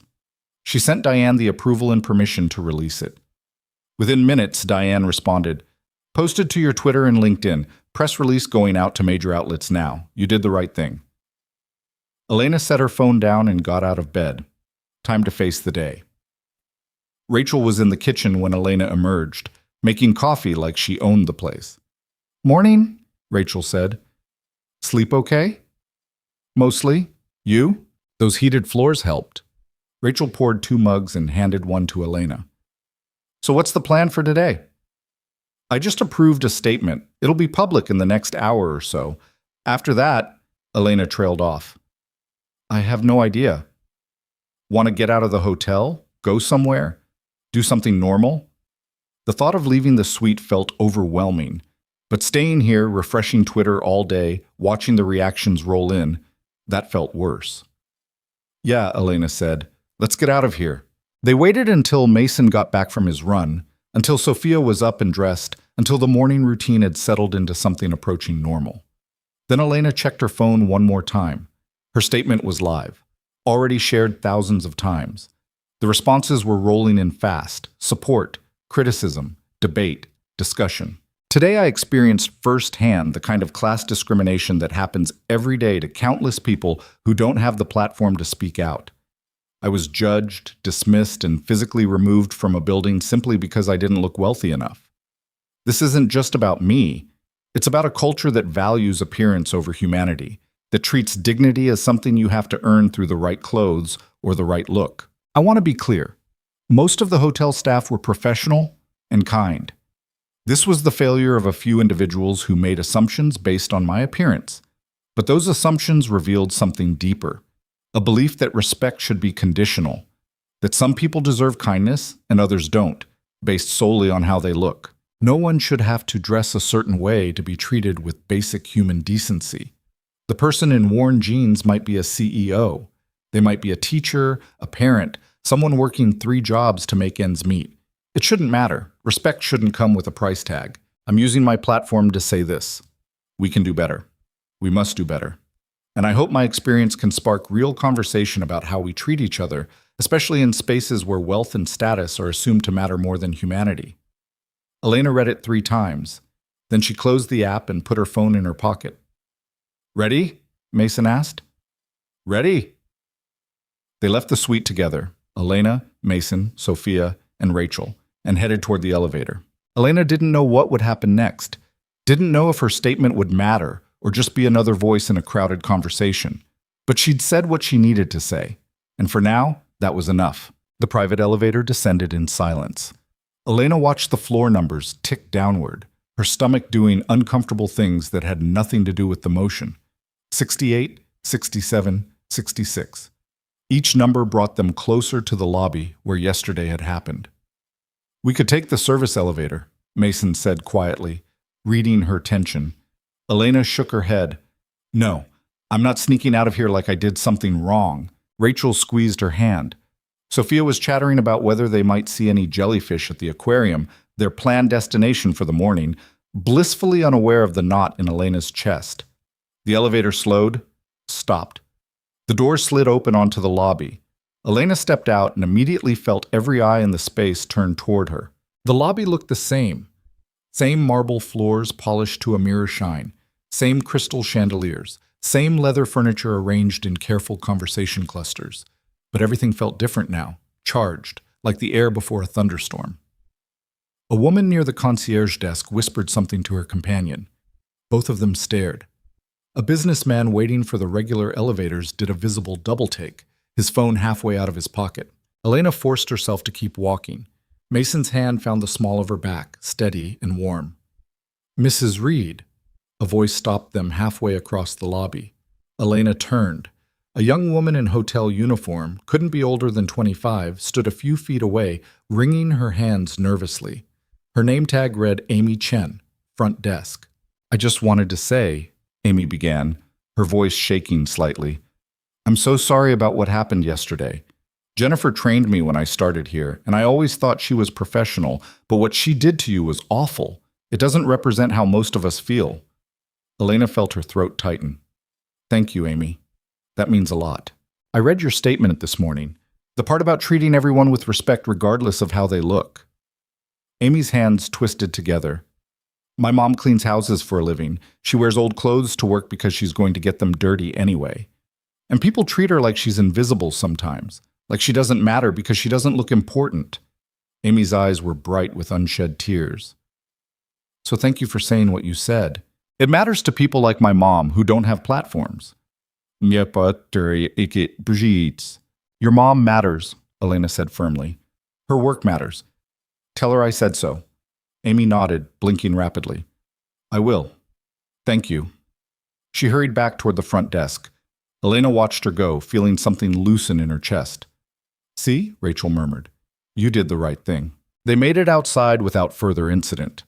The Chicago morning was cold and overcast, but at least it had stopped raining.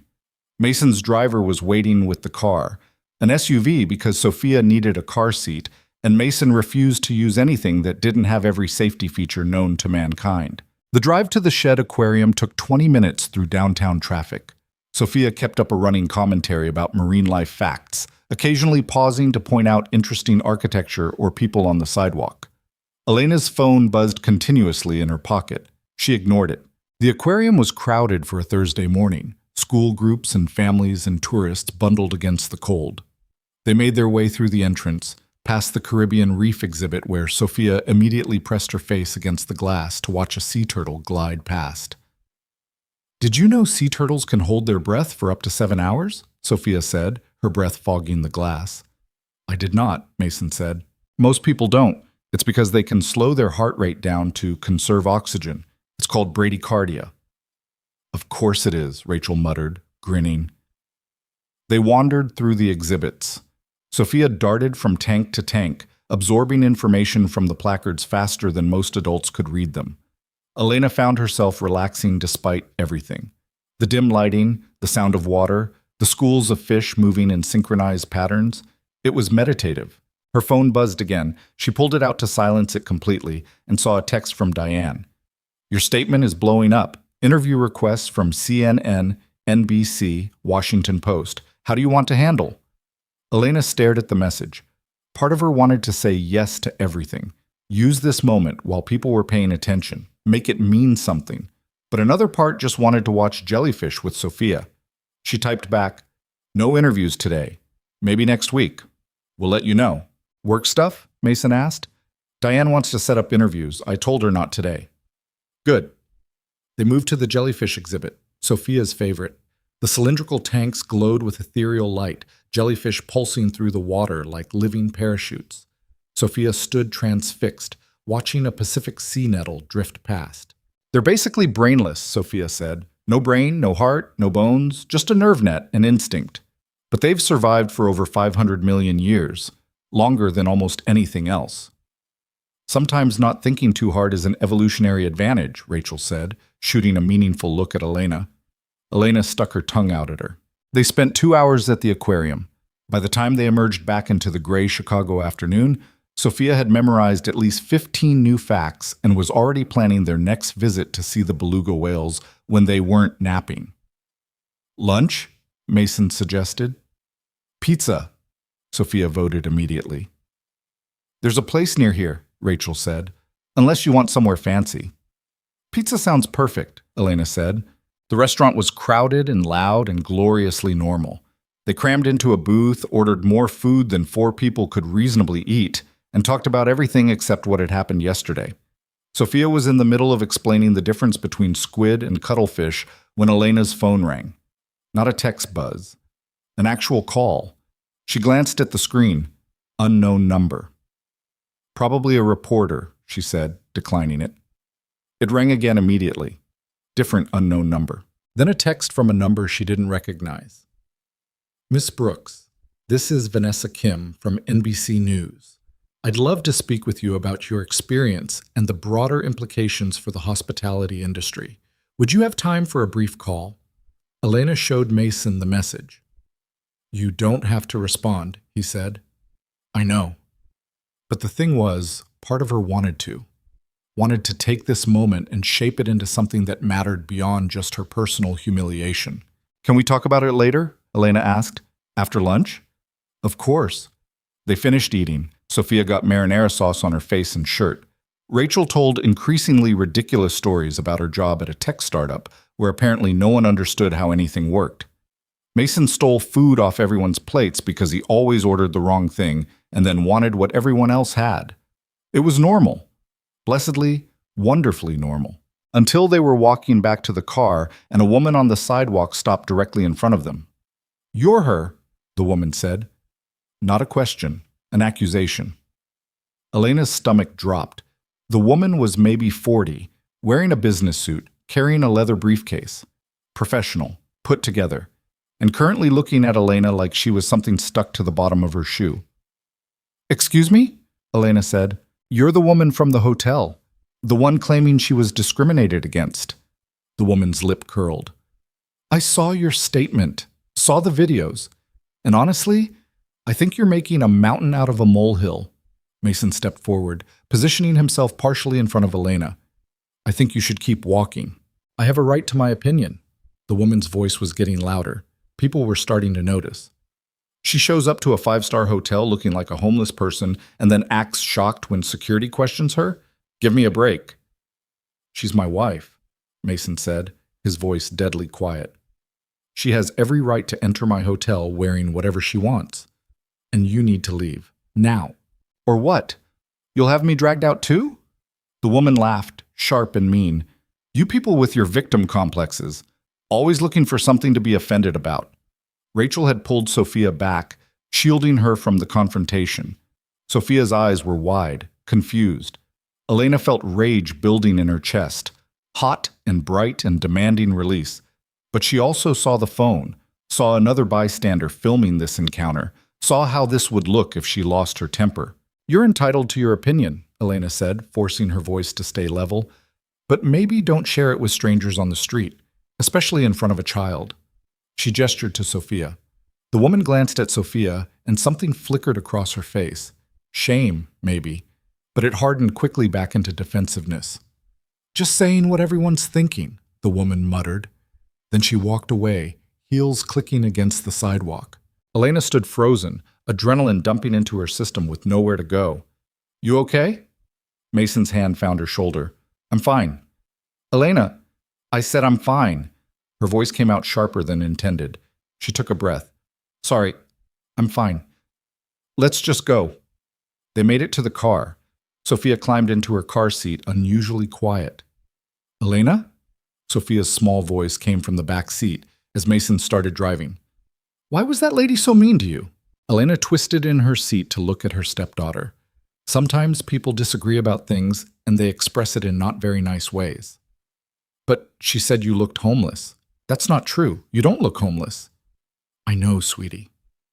And even if someone was homeless, you shouldn't be mean to them. Miss Anderson says everyone deserves kindness. Miss Anderson is right. So that lady was wrong. Yes, that lady was wrong. Sophia processed this with her usual seriousness. Are more people going to be mean to you? Elena glanced at Mason. He gave a small shrug that said, your call on how honest to be. Maybe, Elena said. Some people think what happened to me wasn't a big deal. They think I'm making too much fuss about it.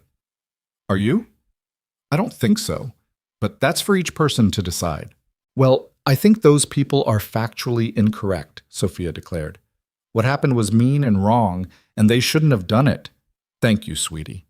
Also, that lady shouldn't have said that in front of me. I'm 7, not stupid. I know what's going on. Rachel snorted with laughter from the front seat. They drove back to the hotel in relative silence. Elena's phone had stopped buzzing quite so frantically, but when she checked it, she found her statement had been shared over 100,000 times now. The replies were a mix of support, criticism, and people arguing with each other about class, privilege, and whether Elena was overreacting. One reply in particular caught her eye. Easy to make statements about discrimination when you're still rich and comfortable. Try being someone who actually gets discriminated against every single day with no platform to complain about it. Elena stared at that one for a long time. The person had a point. She was rich and comfortable. One bad experience didn't erase her privilege, didn't put her on the same level as people who face this kind of treatment constantly. But did that mean her experience didn't matter? Did that mean she shouldn't speak up? She didn't know. Back at the suite, Sophia settled in with her drawings and a documentary about the deep sea. Rachel made more coffee. Mason disappeared into the study to take calls about the hotel's new discrimination policy. Elena sat on the couch with her laptop, finally ready to face the full scope of what her statement had unleashed. The news coverage was extensive. CNN had run a segment about class discrimination in luxury hospitality. The Washington Post published an op-ed about how the incident revealed deeper problems in how service workers are trained. Forbes ran a piece analyzing the business implications for the Grand Meridian chain. Some of it was thoughtful, some of it was sensationalized, all of it felt weird to read, seeing her own trauma dissected and analyzed by strangers. Then she found the other side.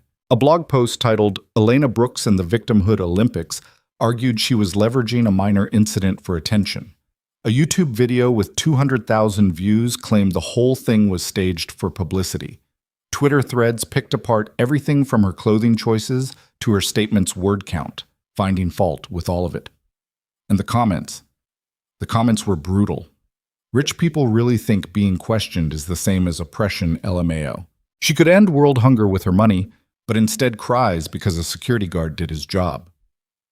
This is what happens when privileged people experience one day of what poor people live every day. They think they're revolutionaries. Elena closed the laptop.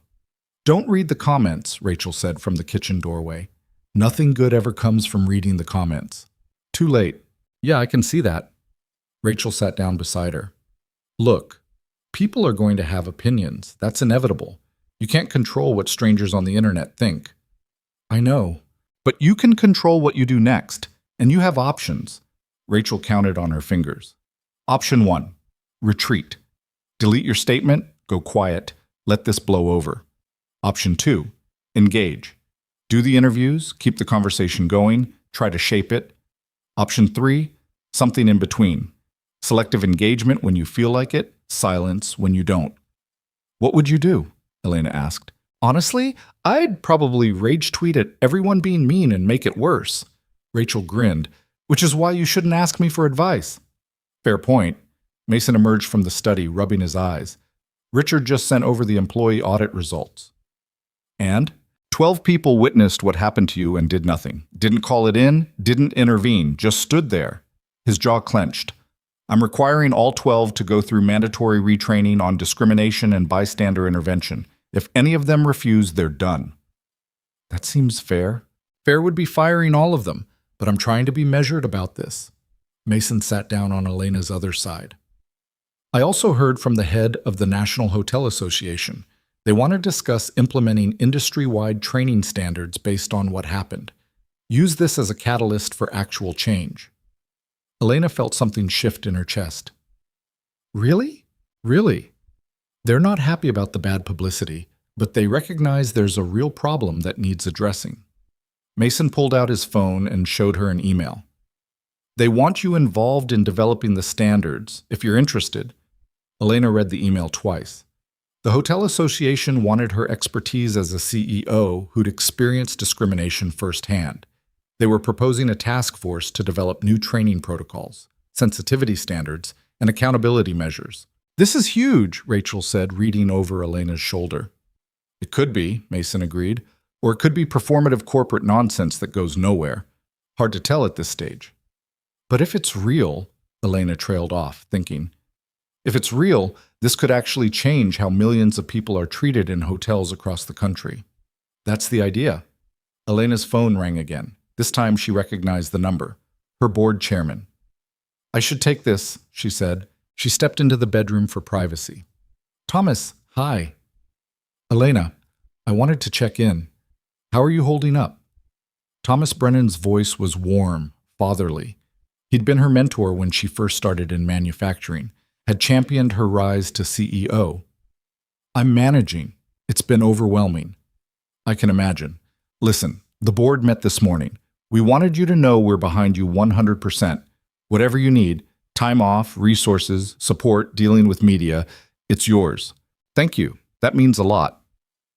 I also wanted to mention, we've been fielding inquiries from other companies about their own discrimination policies.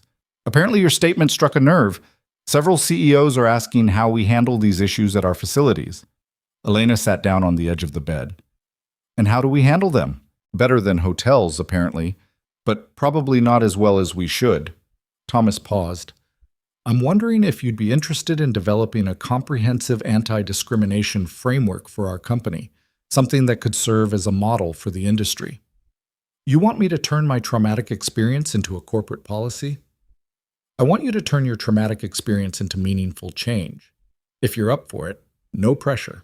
Elena thought about Amy at the front desk, talking about her mother who cleaned houses. Thought about all the people who face this kind of judgment every single day without platforms or power to fight back.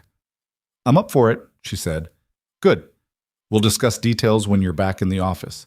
For now, just focus on taking care of yourself. They hung up. Elena sat in the quiet bedroom, processing. In less than 24 hours, her worst day had somehow transformed into multiple opportunities for actual systemic change. The Hotel Association wanted new standards. Her own company wanted a comprehensive framework. The media attention, however uncomfortable, was forcing conversations that needed to happen. Maybe Mason was right. Maybe her suffering could mean something. She returned to the living room where Sophia was explaining to Rachel the difference between anglerfish and viperfish, both of which were apparently terrifying. Everything okay? Mason asked. Thomas wants me to develop anti-discrimination policies for the company. That's great. Is it? Or am I just commodifying my trauma for corporate purposes? Can it be both? Rachel suggested. You can acknowledge that it's kind of weird to turn your bad experience into policy work, while also recognizing that policy work might prevent other people from having bad experiences. Elena considered this. I guess that makes sense. Of course it makes sense. I'm very wise. Rachel stood and stretched. Okay, I should probably head to my actual hotel and let you people have family time. Plus I have calls I've been ignoring and my boss is going to kill me. You didn't have to come, Elena said. Yeah, I did. You needed me, so I came. That's how this works. Rachel pulled Elena into a hug. Call me if you need anything. I'm here through the weekend. Thank you for everything. After Rachel left, the suite felt quieter. Sophia had moved on to a different documentary, something about bioluminescence. Mason was back on his laptop, presumably dealing with more hotel business. Elena opened her email and found the message from the Hotel Association. Read it more carefully this time.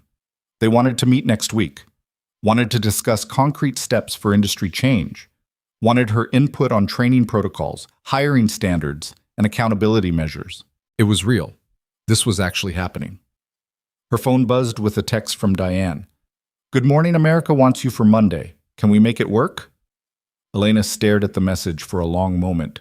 Then she typed back, yes, let's do it. If she was going to do this, if she was going to turn her worst day into something meaningful, she might as well commit fully. The next 3 days blurred together. More interview requests, more news coverage, more strangers on the internet having opinions about her life. But also, messages from people thanking her for speaking up, emails from hospitality workers sharing their own stories of witnessing discrimination, a handwritten letter from a woman who'd been thrown out of a restaurant for nursing her baby, saying Elena's statement made her feel less alone. Saturday afternoon, Elena stood in front of her closet trying to decide what to wear for the Good Morning America interview on Monday. "The irony isn't lost on me," she said to Mason, who was watching from the bed, stressing about clothing after making a whole statement about how appearance shouldn't matter. "You're allowed to want to look professional on national television. That's different from thinking you deserve to be mistreated for wearing jeans." "Is it?" "Yes." Mason stood and came to stand beside her. "What happened to you was wrong because they judged your worth based on your appearance. You choosing to wear business attire for an interview is you making a strategic decision about how you want to present yourself. See the difference?" "I guess." "Also, you could show up in sweatpants and you'd still be brilliant. The clothes don't make you credible. You make you credible." Elena leaned against him. "How are you always so reasonable? Years of practice with an extremely logical 7-year-old who questions everything." "Fair point." They stood there for a moment, Elena's head on Mason's shoulder, surrounded by clothes that suddenly felt like they carried too much weight. "I'm scared," Elena admitted quietly. "Of what?" "That I'm going to mess this up, say the wrong thing, make it worse instead of better." She pulled back to look at him. "What if I go on TV and just come across as some privileged CEO complaining about first world problems?" "Then you'll deal with it. But I don't think that's going to happen." "How can you be sure?" "Because I know you. You're thoughtful and careful, and you actually care about making things better, not just about being right." Mason's hands framed her face. "You're going to do great." Elena wanted to believe him. Sunday evening, she practiced her talking points with Rachel over video call. Rachel played hostile interviewer, throwing aggressive questions designed to trip her up. "Aren't you being hypocritical, Ms. Brooks? You run a manufacturing company that pays minimum wage to factory workers, but you're upset about being judged for your clothes." "Our starting wage is actually $3 above minimum," Elena countered, "and we offer full benefits including health care and education assistance. But you're right that I have privilege. I'm not claiming to be the most oppressed person in America. I'm claiming that discrimination based on appearance is wrong regardless of who experiences it." "Good," Rachel said, dropping the hostile persona. "That's good. Acknowledge privilege, pivot to the actual point." They went through 24 potential questions. By the end, Elena felt slightly more prepared and significantly more exhausted. Monday morning arrived gray and cold. The car service picked them up at 5:30 a.m. for the 7:15 interview slot. Sophia had wanted to come, but they'd convinced her that watching from the hotel with breakfast was better than sitting in a cold studio. The Good Morning America studios were exactly what Elena expected. Lots of lights, lots of people rushing around with headsets and clipboards, lots of barely controlled chaos. A production assistant led her to hair and makeup. Elena sat in the chair while strangers did things to her face and asked if she was nervous. "Terrified," she admitted. "You'll be great," the makeup artist said. "Just breathe and be yourself." Easy for her to say. 20 minutes later, Elena was sitting across from Jennifer Park, one of GMA's main anchors. The studio lights were blindingly bright. Cameras surrounded them from multiple angles. Elena could see Mason in the wings, giving her a thumbs up. "And we're live in 5, 4, 3. The floor director counted down silently for the last 2 numbers. Jennifer Park's professional smile clicked into place. This morning we're joined by Elena Brooks, the CEO, whose viral confrontation at a Chicago luxury hotel has sparked a national conversation about class discrimination and how we judge people based on appearance. Elena, thank you for being here." "Thank you for having me," Elena said, proud that her voice came out steady. "Let's start with what happened. Can you walk us through that day?" Elena took a breath and began. Elena told the story again, sitting under bright studio lights with cameras capturing every micro-expression. She described walking into the lobby exhausted from travel, described Jennifer's dismissive look, described the security guards grabbing her arms. Her voice stayed level, professional, but she didn't sanitize it either, didn't pretend it hadn't hurt. Jennifer Park leaned forward slightly. "When those guards grabbed you, what went through your mind? Disbelief mostly. I kept thinking, this can't actually be happening. I told them who I was. I offered to prove it. And they just didn't care. They'd already decided I was lying based purely on how I looked. Your husband, Mason Reed, owns that hotel. The irony must have been striking. The irony was horrifying, Elena corrected, because it meant this wasn't about me being connected to the owner or being a CEO or having money. It was about the fact that I didn't perform wealth the way they expected. And if it could happen to me, with all my privilege and resources, what does it say about how we treat people who don't have those advantages? Jennifer consulted her notes. Some critics have said you're overreacting, that security was just doing their job. What do you say to that? Elena had prepared for this question, had practiced the answer a dozen times with Rachel, but sitting here with millions of people watching, she abandoned the practiced response and spoke from her gut. Security's job is to keep people safe, not to profile them. There was nothing about my behavior that suggested I was a threat. I wasn't aggressive. I wasn't trying to sneak in. I walked up to the desk, identified myself, and asked for a key card. The only suspicious thing about me was that I wore old jeans. Elena paused.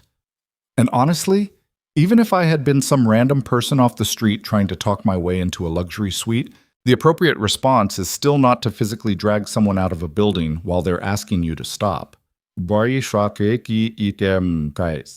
You've since released a statement calling for industry-wide changes. Can you talk about that?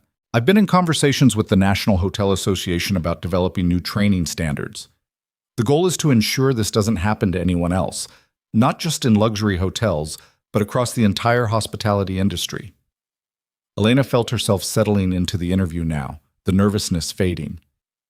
Because here's the thing. This happens every day. People get judged, dismissed, treated poorly because they don't look the part. Sometimes it's classism. Sometimes it's racism or sexism or ableism. Sometimes it's just humans making snap judgments based on appearance. But whatever the cause, it's wrong, and we can do better. Your own company has announced new anti-discrimination policies as well. We're developing a comprehensive framework that addresses bias in all its forms, not just in customer service, but in hiring, promotion, workplace culture, everything. It's not enough to say discrimination is bad. We need concrete systems and accountability measures. Elena shifted in her chair. And I'll be honest, I'm learning as I go. I didn't have all these answers before this happened. I thought my company was doing fine, but this experience made me question whether fine is good enough. Jennifer Park glanced at her producer, then back to Elena. We're almost out of time, but I have to ask, how are you doing personally? This has been an incredibly public ordeal. Elena considered lying, saying she was fine, she was strong, she was moving forward, all the things people expected to hear. Instead, she said, I'm struggling. Some days I'm angry, some days I'm sad. Some days I can't look at social media without feeling sick, but I'm also hopeful because thousands of people have reached out to share their own stories, and every single one of them said the same thing. Thank you for making me feel less alone. That matters more than the people calling me privileged or saying I'm overreacting. Elena Brooks, thank you for being here and for sharing your story. Thank you for having me. The camera's cut. Jennifer's professional smile softened into something more genuine. That was great, she said. Really powerful stuff. Elena managed a shaky smile. Thanks. I was terrified. Couldn't tell. The production assistant led Elena back to the green room where Mason was waiting. He pulled her into a hug the moment the door closed. You were perfect, he said against her hair. I fumbled the question about critics. You were honest. That's better than perfect. Elena's phone was already buzzing with notifications. She pulled it out and saw messages flooding in. From Diane, crushing it. From Rachel, you made me cry and I never cry. That's how good you were. From Thomas, the board is watching. We're all incredibly proud. And from people she'd never met. Thank you for this. You gave words to something I've felt my whole life. My daughter watched this with me, and it started the most important conversation we've ever had.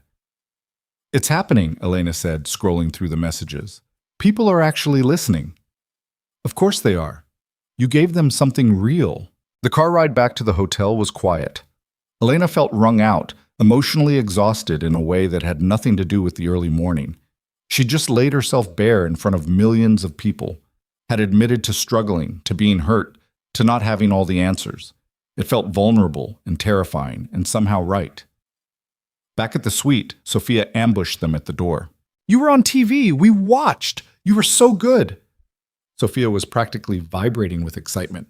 "Mrs. Patterson from next door came over to watch with us because her TV is broken, and she said you were inspiring." "Mrs. Patterson said that?" Elena asked. "Well, she said that woman has guts, but I think that's the same thing as inspiring." Mason laughed. "Close enough." They settled into the living room. Elena's phone wouldn't stop buzzing, but she put it on silent and focused on Sophia's retelling of the interview, which included several editorializations about how the lady asking questions should have let Elena talk more. Around noon, Mason's phone rang. He glanced at the screen and his expression shifted. "It's Richard. I should take this." He stepped into the study. Elena could hear the murmur of conversation, but not the words. When he emerged 10 minutes later, his face was unreadable. "What happened?" Elena asked. "Jennifer Morrison wants to meet with you, the manager who started all this." Elena's stomach dropped. "What? Why?" She didn't say exactly, just that she'd like to apologize in person if you're willing. Mason's jaw clenched. "I told Richard absolutely not, that you don't owe her anything and she's not entitled to your time or forgiveness." "What did Richard say?" "That it's entirely your decision, but Jennifer seemed genuine." Elena sat with this information. Part of her wanted nothing to do with Jennifer Morrison, wanted to never see her face again, never think about her again. But another part was curious about what Jennifer would say, curious whether the apology would be genuine or performative. "I'll meet her," Elena said. Mason's expression darkened. "Elena, I want to, not for her, for me. I need to look her in the eye and understand what she was thinking." "You don't owe her understanding." "I know, but I want it anyway." Elena reached for his hand. "Come with me. You don't have to say anything. Just be there." Mason looked like he wanted to argue, but finally he nodded. "Okay. But the second you want to leave, we leave. No explanations, no apologies. We just go." "Deal." Richard arranged the meeting for Tuesday afternoon in a private conference room at the hotel. Neutral territory, though calling Mason's hotel neutral felt like a stretch. Elena dressed carefully. Not the jeans and cardigan from that day, but not a power suit either. Simple black pants, a gray sweater. Professional but not performative. Mason insisted on having hotel security present, stationed just outside the conference room. "I'm not taking chances," he said. Jennifer Morrison arrived exactly on time. She looked smaller than Elena remembered. Thinner. Dark circles under her eyes that makeup couldn't quite hide. She wore civilian clothes, not the hotel uniform, and carried herself like someone who'd had all the confidence knocked out of them. They sat across from each other at the long conference table. Mason stood against the wall, arms crossed, radiating protective fury. Jennifer's hands twisted together on the table. "Thank you for agreeing to see me. I know you didn't have to." Elena said nothing, just waited. "I've been trying to figure out what to say, how to apologize, but everything I come up with sounds hollow." Jennifer's voice shook slightly. "What I did was inexcusable. I judged you based on your appearance. I dismissed you when you told me who you were. I called security instead of making one simple phone call that would have resolved everything. And then I mocked you, in front of guests, in front of other employees." "Why?" Elena asked quietly. "Why did I do it?" "Yes. I've been trying to understand. What were you thinking when you looked at me and decided I was lying?" Jennifer's eyes filled with tears. "Honestly, I was thinking about a woman who came in 3 months ago. She was dressed nicely, had a sob story about being the owner's cousin, asked for a room. I believed her, gave her a key card. Turned out she was running a scam, got into the room, stole everything valuable, disappeared." Jennifer wiped at her eyes. "I got written up for that. Was told I was too trusting, needed to be more skeptical, couldn't take people at their word." "So you overcorrected," Elena said. "I overcorrected so far I became someone I don't even recognize." Jennifer's voice broke completely. "I have a daughter. She's 12. She saw the videos, saw her mother treating someone cruelly, came to me crying, asking why I was so mean to that lady." Fresh tears spilled down Jennifer's face. I had to explain to my own child that I made a terrible mistake, that I let fear and judgment turn me into someone cruel. And you know what she said? She said, "I thought you always told me to be kind to everyone." Elena felt something crack in her chest. She didn't want to feel sympathy for Jennifer, didn't want to humanize her, but that crack was there anyway. "I'm not telling you this for sympathy," Jennifer continued, reading Elena's expression. "I'm telling you because you asked why. And the answer is, I was scared and cynical, and I let that turn me into exactly the kind of person I hate." She looked directly at Elena. "You deserved better. You deserved basic human decency, and I failed completely. I'm sorry. I know that doesn't fix anything. I know sorry doesn't undo the humiliation or the pain, but I need you to know that I'm sorry." The conference room was silent, except for the muffled sounds of the hotel beyond the walls. "Are you expecting me to forgive you?" Elena asked. "No, I'm not expecting anything. I just wanted you to hear me say it." Elena studied Jennifer's face. The tears were real. The remorse appeared genuine. But genuine remorse didn't erase what had happened. "I appreciate you saying this," Elena said carefully. "And I believe that you're sorry. But I can't absolve you. What you did hurt me, humiliated me, made me question my own worth. That doesn't just go away because you apologized." "I understand. I hope you learn from this. I hope you teach your daughter better than you acted that day. I hope you become the kind of person who treats everyone with dignity regardless of how they look." Elena paused. "But I don't forgive you. Not yet.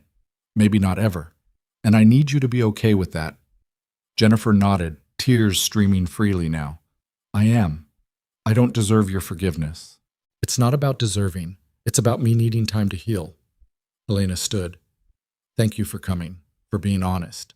But I think we're done here." Jennifer stood as well, wiping her eyes. "For what it's worth, I've been following the work you're doing. The policy changes, the industry standards. It's important. It's making a difference." "That's not for you," Elena said. "That's for everyone else who might be treated the way you treated me, so they don't have to go through what I went through." "I know, but still, thank you." Jennifer left. The door closed behind her with a soft click. Elena stood staring at that closed door, feeling things she couldn't quite name. Mason crossed to her. "You okay?" "I don't know. Ask me tomorrow." They went back upstairs. Elena felt wrung out all over again, but differently this time. Meeting Jennifer had been harder than the interview, more complicated. The interview had clear sides, victim and perpetrator, right and wrong. But Jennifer crying about her daughter, explaining her fears, apologizing with what seemed like genuine remorse, that muddied everything. "She was still wrong," Elena said to Mason that night as they got ready for bed. "Completely wrong," Mason agreed. "And I don't have to forgive her." "Not at all." "But I feel bad anyway." Mason pulled her close. "That's because you're a good person with empathy. But empathy doesn't require forgiveness. You can understand why someone did something and still hold them accountable for doing it." Elena buried her face in his shoulder. "When did this all get so complicated?" "Around the time you decided to turn a personal trauma into systemic change. That's when it stopped being simple." The next 6 weeks were a blur of meetings and interviews and policy development. Elena worked with the Hotel Association on new training standards, developed comprehensive anti-discrimination frameworks for her own company, spoke at conferences about unconscious bias and the importance of treating people with dignity regardless of appearance. The media attention gradually faded, as Mason had predicted. New scandals emerged. The news cycle moved on. But the work continued. Elena implemented quarterly audits at her manufacturing facilities to ensure fair treatment of all employees, set up anonymous reporting systems for discrimination complaints, required every manager to complete extensive bias training. Mason did the same across his hotel empire, but went further. He established a foundation that offered hospitality training to people from disadvantaged backgrounds, created scholarship programs for workers trying to advance in the industry, made diversity and inclusion metrics part of executive performance reviews. The changes weren't perfect. Nothing ever was. They had setbacks and resistance and moments where it felt like they were fighting uphill, but they kept pushing. 3 months after the incident, Elena received an email from Amy Chen, the young front desk clerk who'd apologized that first morning. Amy had been promoted to assistant manager and was leading the implementation of the new discrimination policies at the Chicago Grand Meridian. The email included a photo of Amy with her mother, who'd come to see her daughter's workplace for the first time. The caption read, "She said she finally understands why I'm proud to work here. Thank you for making that possible." Elena showed the email to Mason. He smiled, the kind of smile that reached his eyes. "That's what it's about," he said. "Not the big policy announcements. These small moments where someone's life actually gets better." "Think we're making a difference?" Elena asked. "I know we are." 4 months in, Elena was invited to testify before a congressional subcommittee on labor practices and discrimination in the service industry. She sat in a wood-paneled room in Washington, told her story again to a room full of politicians, and proposed specific legislative changes that would protect workers and customers alike. 2 senators thanked her personally afterward. One of them said her testimony had changed his perspective on class discrimination entirely. It wasn't a law yet. Might never become a law. But it was something. The first anniversary of the incident arrived in November. Elena had thought about this day for weeks, unsure how to mark it. Mason suggested they ignore it completely. Rachel suggested they throw a party celebrating how far they'd come. Sophia suggested they visit the aquarium again because jellyfish always made Elena happy. In the end, Elena did something she hadn't planned. She went back to the Grand Meridian Hotel wearing the exact same outfit from that day. The faded jeans with the rip near the knee, the oversized navy cardigan, the stained white sneakers. Mason tried to talk her out of it. "You don't have to prove anything to anyone. I'm not proving anything. I'm reclaiming something." She walked into the lobby at almost the same time. Mid-afternoon, gray November sky outside. The space looked identical. Same marble floors, same crystal chandeliers, same careful arrangement of wealth and luxury. But everything felt different. The receptionist, a young man Elena didn't recognize, looked up and smiled warmly. "Good afternoon. Welcome to the Grand Meridian. How can I help you?" No judgment in his eyes, no assessment of her clothing, just genuine welcome. "I'm just visiting," Elena said. "My husband owns the place." "Oh, you're Mrs. Reed." The receptionist's smile widened. "It's an honor to meet you. Mr. Reed talks about you all the time. Is there anything I can get for you? Coffee? Water?" "No, thank you. I'm just being here for a minute." "Take your time." Elena walked through the lobby slowly, sat on one of the leather couches, watched guests come and go, watched staff interact with them, polite, professional, respectful, regardless of whether people wore suits or sweatpants. A woman in yoga clothes and sneakers approached the desk. Elena tensed slightly, watching. The receptionist greeted her with the same warm smile he'd given Elena, checked her in without a second glance at her casual attire, wished her a pleasant stay. The woman never knew she was being treated differently than she might have been a year ago. Never knew she'd benefited from policies born out of someone else's pain. But Elena knew. She sat there for an hour, just observing, watching her husband's employees treat people like people, watching the new normal they'd fought so hard to create. When she finally stood to leave, Amy Chen was crossing the lobby. She spotted Elena and her face lit up. "Mrs. Reed, I didn't know you were here." "Just visiting. Wanted to see how things were going." "Really well, actually. The new training protocols are making a huge difference. We had an incident last week where a guest tried to complain about another guest's appearance, and the staff shut it down immediately, said everyone is welcome here regardless of how they dress." Amy beamed. "A year ago, that wouldn't have happened." "A year ago, I would have been the one being complained about," Elena said. "And that would never happen now. Not on my watch." Amy's expression turned serious. "I wanted you to know I use what happened to you in every training session I lead. Not to embarrass anyone, but to show why this matters. Why we can't make assumptions. Why dignity isn't negotiable." Elena felt tears threatening. "Thank you for that.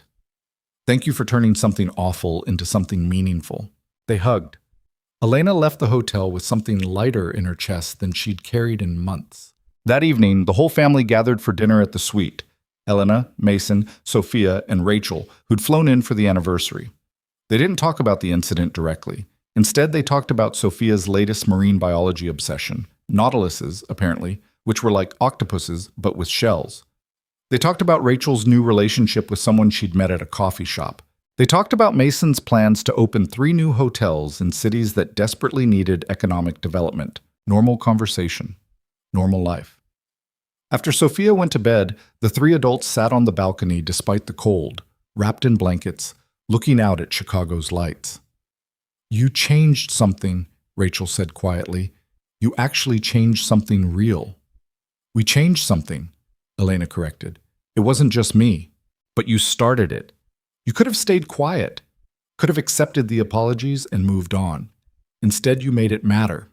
Rachel raised her wine glass. "To Elena Brooks, who wore old jeans to a fancy hotel and accidentally started a revolution." "It wasn't a revolution," Elena protested. "Fine. A reform movement. Still counts."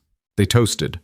Elena sipped her wine and thought about the past year, about the pain and humiliation and anger, about Jennifer Morrison crying about her daughter, about Amy Chen leading training sessions, about anonymous people sending messages saying Elena's story had changed their lives. It hadn't been worth it exactly. She'd still rather none of it had happened. Still wished she could have walked into that lobby and been treated with basic respect from the start. But since it had happened, since she'd been dragged across marble floors while strangers filmed and laughed, at least she'd managed to wring something meaningful from it. "I think I'm ready to forgive her," Elena said suddenly. Mason and Rachel both looked at her. "Jennifer Morrison?" Mason asked. "Yeah, I'm not going to reach out or anything. Don't need to make it a whole thing, but I think I'm ready to let go of the anger." Elena pulled the blanket tighter. "She made a terrible mistake. She's paying for it, and holding on to rage about it isn't serving me anymore." "That's very mature of you," Rachel said. "Or maybe I'm just tired of being angry. It's exhausting." "That's allowed too." They sat in comfortable silence. 3 people who'd weathered a storm together and come out changed but intact. Elena's phone buzzed. A text from Thomas. "Board approved the new discrimination framework unanimously. Company-wide implementation starts next month. Well done." She showed Mason the message. "Proud of you," he said quietly. "Proud of us," Elena corrected. "None of this happens without you. I just supported you. You did the hard work." Supporting me was the hard work, especially when I was spiraling or reading comment sections at 2 a.m. or convinced the whole world hated me. Mason's arm settled around her shoulders. "For the record, I'd do it again. All of it. Support you through worse if it came to that." "Let's hope it doesn't." Agreed. 2 weeks later, Elena was invited to speak at a hospitality industry conference in Las Vegas.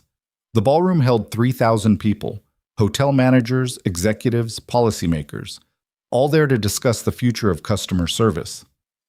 Elena stood at the podium looking out at thousands of faces and felt the familiar flutter of nerves. Then she saw Mason in the front row, giving her a thumbs up. Saw Amy Chen sitting with a group of young hotel workers.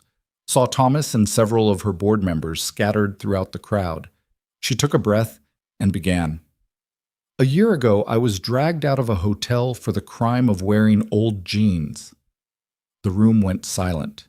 "I was humiliated, traumatized, angry, and I had a choice. I could let that experience define me as a victim, or I could use it to change how we think about dignity and respect in this industry." She clicked to the first slide, a photo of the lobby, not from the incident, just the empty space. "This is where it happened. Beautiful, isn't it? Marble floors, crystal chandeliers, all the markers of luxury and wealth. But what makes a space truly luxurious isn't the furnishings. It's how people are treated when they enter it." For the next 45 minutes, Elena walked them through everything. The incident, the aftermath, the policy changes, the impact. She showed data on discrimination complaints before and after the new training, shared testimonials from workers and guests, outlined concrete steps every hotel could implement immediately. She didn't sugarcoat it. Talked about the resistance they'd faced, the employees who'd pushed back against the changes, the guests who'd complained about new policies, the reality that changing culture was messy and hard and ongoing. "This isn't a success story with a neat ending," Elena concluded. "It's a work in progress. We're still learning, still adjusting, still making mistakes, but we're committed to the principle that every single person who walks through our doors deserves respect, whether they're wearing Armani or thrift store jeans, whether they're there for a $5,000 suite or applying for a housekeeping job. Dignity isn't negotiable." The applause started before she finished her last sentence and built to something that felt like thunder. Elena stood at that podium, overwhelmed, and understood something she hadn't quite grasped before. She'd spent a year turning her worst day into something meaningful. But it wasn't just about policy changes or training protocols or media coverage. It was about proving to herself that suffering didn't have to be meaningless, that pain could be transformed into purpose if you were willing to do the work. The woman in old jeans who'd been dragged across a lobby had become someone who changed an industry. Not because she was perfect or had all the answers, but because she refused to let cruelty have the last word. That night, back in their hotel suite, Elena sat with Sophia helping her with homework. Math problems about fractions. Nothing profound or important. Just normal life. "Elena?" Sophia said, looking up from her worksheet. "Yeah? You know how you got treated badly at Dad's hotel? I remember. I'm glad you talked about it instead of just being sad." Sophia's expression was serious. "Miss Anderson says when bad things happen, we can either let them make us smaller or we can grow bigger around them. I think you grew bigger." Elena's throat tightened. "Thank you, sweetie. That's a really smart observation. I know I'm very wise for 7. Almost 8, Mason corrected from across the room. "Almost 8 and very wise," Sophia amended. She returned to her fractions. "Also, I decided I want to study cuttlefish specifically, not all cephalopods. They're more interesting." "Of course they are," Elena said, smiling. She helped Sophia with the rest of her homework. Later, after Sophia was asleep, Elena found herself standing at the window looking out at the Las Vegas Strip. All those lights, all those people, all those lives intersecting and diverging. Somewhere out there, someone was being judged for their appearance, being dismissed, disrespected, treated like they didn't matter. Elena couldn't fix all of it, couldn't undo every instance of discrimination or cruelty, but she'd changed a few policies, trained a few thousand people, given voice to those who felt unheard, and maybe that was enough. Not perfect, not complete, but enough. Mason came to stand beside her. "What are you thinking about?" "How far we've come." And how far we still have to go." "That sounds exhausting." "It is, but I think I'm okay with that." Elena leaned into him. "Some things are worth being exhausted for." They stood there together, two people who'd weathered an unexpected storm and emerged with scars but also purpose. The lights of Vegas glittered below. The future stretched ahead, uncertain and complicated. But they'd face it the way they'd faced everything else. Together, imperfectly, trying their best to make things a little better than they'd found them. And maybe, Elena thought, that was the only real victory that mattered. Not dramatic transformations or perfect solutions, just the steady, unglamorous work of being a little more human to each other, of seeing past appearances to the person underneath, of choosing kindness even when it wasn't convenient. The woman in faded jeans had learned that lesson the hard way, but she'd learned it, and now she was teaching it to anyone willing to listen. That, she decided, was worth every difficult moment of the past year. Mason's hand found hers in the darkness. "Ready for tomorrow?" he asked. "Always," Elena said, and she meant it.